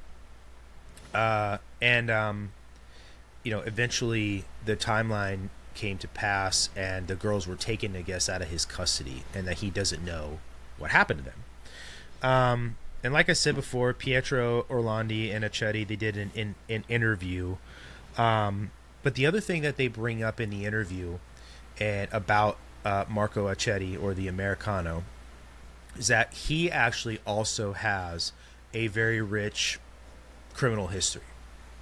And the thing about his criminal history that plays really well into this is that his criminal history has to do with underage girls. And that he has several charges, essentially, for inappropriate relationships with underage girls. And one of the assertions is that he came up with and fabricated essentially this story as a way to maybe garner some support or to basically take heat off of him about what he'd been doing, and that maybe he actually did do something to these girls, but it had nothing to do with this other grand scheme and more to do with some sort of sick sexual self-interest, right? But those are facts about him, is that he has a criminal history that is linked to crimes with underage women. Well, and back to the Pope too. Pope John Paul II wasn't the last Pope to make correct statements about Emanuela. No, and in 2013, a really weird encounter was that Pietro actually got to be in the presence of the Pope and to hear him tell the story just before. Yeah, and just before he steps up to greet the Pope, he says one of the security guys leaned into the Pope's ear and whispered something, and when it was his turn, he said the Pope leaned in and just whispered in his ear that Emanuela's in heaven, just completely unsolicited, which is a very odd thing to say, just out of nowhere. Well, you know what I mean? Right. And it's like, is he trying to bring closure to a situation, right? It kind of harkens back to John Paul II when he went to their home, and it's Francis. Like, I'm treating this. This one is sorry, it's Pope. Yes, Francis. You are absolutely correct, because it was Benedict and then Francis. So did I say Benedict when I first started? No, I just didn't know. I couldn't remember if you said which pope it was, so I was just clarifying. It is Pope Francis. It is Pope Francis. It's two popes later, which is also very interesting, right? But it harkens back to John Paul II going to their home and being like, we're going to treat this as international terrorism. This is what I'm saying. And now here you got two popes later that's like, don't worry, your sister's in heaven. Yeah. And we're just going to leave it. We're going to leave it at that. And this is prior. That happened just prior to DePettis's tomb being disinterred.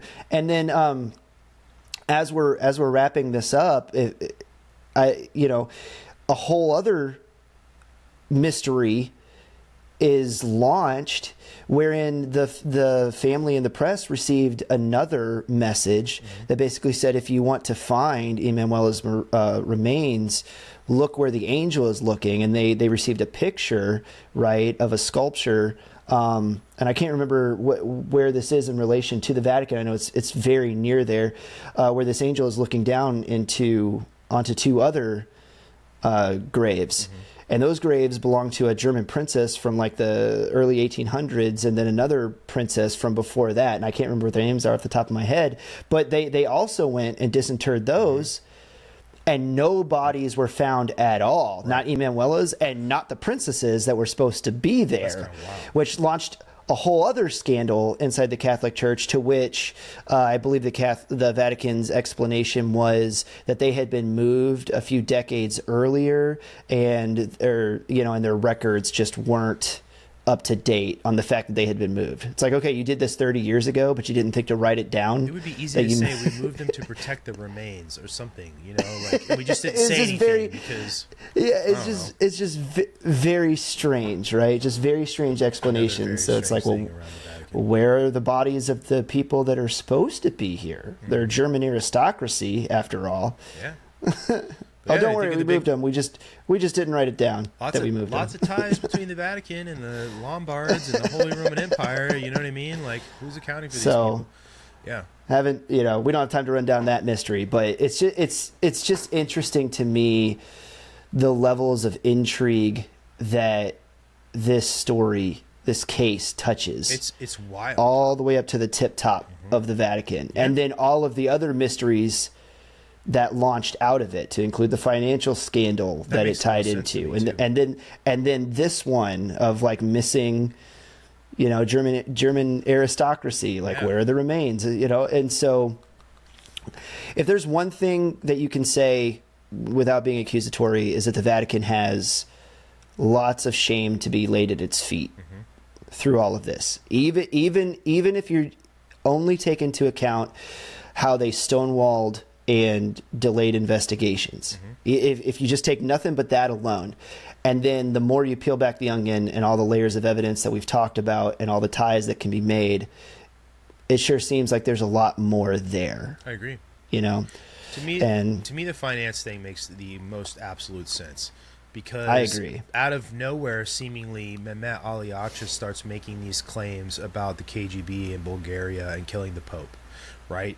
And it seems out of nowhere, the people, regular people in the news media are like, yo, he's reporting this really weird shit. This seems like it's coming out of left field. And then the more that's investigated because of the disappearance of Emanuela Orlandi, it's like, oh, well, that makes sense now, right? And then there's all these people tied into the Vatican Bank, and then the Banco Ambrosiano, like, they go missing, they die. Like, the one person in charge of the Vatican Bank, like you said, like, suicide. sends up all these sends up all these walls to stop the investigation. And then there is, like, this person, whether you believe him or not, the American, he's like, oh yeah, that all of that about the anti-communist sentiment and the need to overthrow the Soviet Union and the money laundering that's going to this this anti-communist group in Poland, and the Pope is from Poland, and the tying it into the Fatima prophecy, and all the way down to the literal time that he was shot and killed, matching up with the day the prophecy was given to these 3 kids and the day that she was kidnapped. All these things, it's just like, that could be coincidental, but sounds a lot like it was engineered, right? And it just, to me, that explanation makes the most sense. And almost to give up the remains and the location, right? Maybe she was buried there at some point. Who knows? And you know what, too? Thinking about it, now that I've said that, if they were to find out, like, post the Vatican were to find out post Emanuela being buried in this already existing tomb, because who goes looking in graves that already exist for more bodies, right? They find out this grave has been desecrated. Well, what are you going to do with those princesses? Were you going to materially divide the remains that don't need to be there and the remains that are there? And this grave has been desecrated. We're not going to use this spot anymore, but we can't change the freaking street and the art and all this other stuff that's around here. So we move the graves of these 2 princesses someplace else that hasn't been desecrated. Like, that makes a lot of sense to me. I guess if you're thinking about it from an angle of trying to cover this up, we can't keep them here. They just hit a murdered girl, 15-year-old girl here, right? And, like, in this own fucked up pageantry sort of, like, respect sort of way, dealing with a murder, but then also, like, trying to respect the significance of these 2 German princesses that are buried here. It's kind of like, that makes sense in its own kind of fucked up sort of way, trying to cover up all this shit. Maybe they were moved because there was a murder victim that was buried there alongside of them, because that's a good place to hide a body. It's like the old joke, like, if you want to hide a body, you go to a graveyard and you find a plot that's already in there, and you dump the body in it, cover it up with dirt, and then they'll inter a coffin over the top of it. Like, this whole thing about it, like, kind of makes sense when you think about it that way. Total theory of mine, but yeah. Well, and I don't want to boil it all down to just like sunk cost fallacy, but if you think about, again, the point that you made earlier about, like, this entire conspiracy could go back to like 12 people, right? And then leadership has completely changed over. It's 2026 now. There may not be a single person in the Vatican that even was in a position to have anything to do with this case when it was going on, if we're looking through the lens that the Vatican is indeed guilty of having something to do with her disappearance and subsequent murder, possibly. If you spend your entire life working your way up through the Catholic Church because you're a priest, or you spend your entire life in dedication to the Catholic Church, and then you find yourself employed at the Vatican, and you believe in Catholicism, and you believe that it's the one true Holy Roman Catholic Church, right? Even if you were to find out that your church predecessors, say you're the most clean-cut guy, right? The perfect priest before the Lord, and you take your vows seriously and all that, the temptation still to protect the organization, to protect God's church on earth, and to make sure that it remains functioning, it is still almost overwhelming if you put yourself in that person's shoes, to be like, I had nothing to do with that, but I'm not going to watch I'm also not going to allow the church to be raised to the ground over the sins of my predecessors as well. You're also incurring a lot of risk on yourself too by doing that. Of course, but I'm just saying, you know, you put yourself in that person's shoes and you can understand why, like, subsequent leadership, it becomes, again, with the dossier that we already brought up, it's like, we know there's a dossier that exists. It was discovered. The Catholic Church still is not going to release it. The Vatican still won't release it. That's staying sealed for now. You know, and I don't anticipate them to ever release it because, again, you know, the idea now is like, well, what good's going to come out of going through all of this again or bringing it back up? I do hope and I do pray that her remains are found someday. Her family deserves it. She deserves it. Like, she's the victim in all this, you know, and what was done to her was a great sin. That's the end of my thought. Oh no, you're good. I was going to say one more thing about the investigation. Like, over the past couple of years, there have been some audio engineers that have gone through and listened to those phone calls, like the ones that the American said he was on, the one in July and another one in September, both times where he introduced himself as the American. And they've come to the conclusion, essentially, that it is two Americans. It's not one American. It's two. It was an American, but it's two different Americans. And that the vocal range and registry of it is different, and that's what they've come away with. Like, their software has said that there was another person involved in it. CIA. You know what, man? And now we tie them in. Well, right? Like, you would, I don't know, dude. Like, if the KGB, if there was one place that I was going to start looking, if the KGB is involved on one side, I'm going to start looking at the CIA on the other. You know, like MI6 and exactly, and freaking the CIA, the Mossad, too, exactly, you know, like all these big agencies. But no, the last thing I was going to say is kind of like ties into how you were wrapping up. And like, I know you didn't like mean it this way, but it's like the other girl in this gets forgotten completely. Yeah. Mirella. Yeah, Gregori. I didn't mean it that way, but you're right. You did it. It just, it adds a testament to kind of the point you and I were making, is that this case begins with Emanuela Orlandi to everybody, but it doesn't begin with her. It begins 45 days earlier with Mirella Gregori. She was another element of this piece that the Pope had to put pressure on. Like, they kidnapped her to put pressure on the President of the Republic of Italy, and they kidnapped Emanuela for the Pope to put pressure on the Vatican about the money that was stolen. You know, like, they needed both of these elements, you know, and she just gets completely forgotten because of the Pope.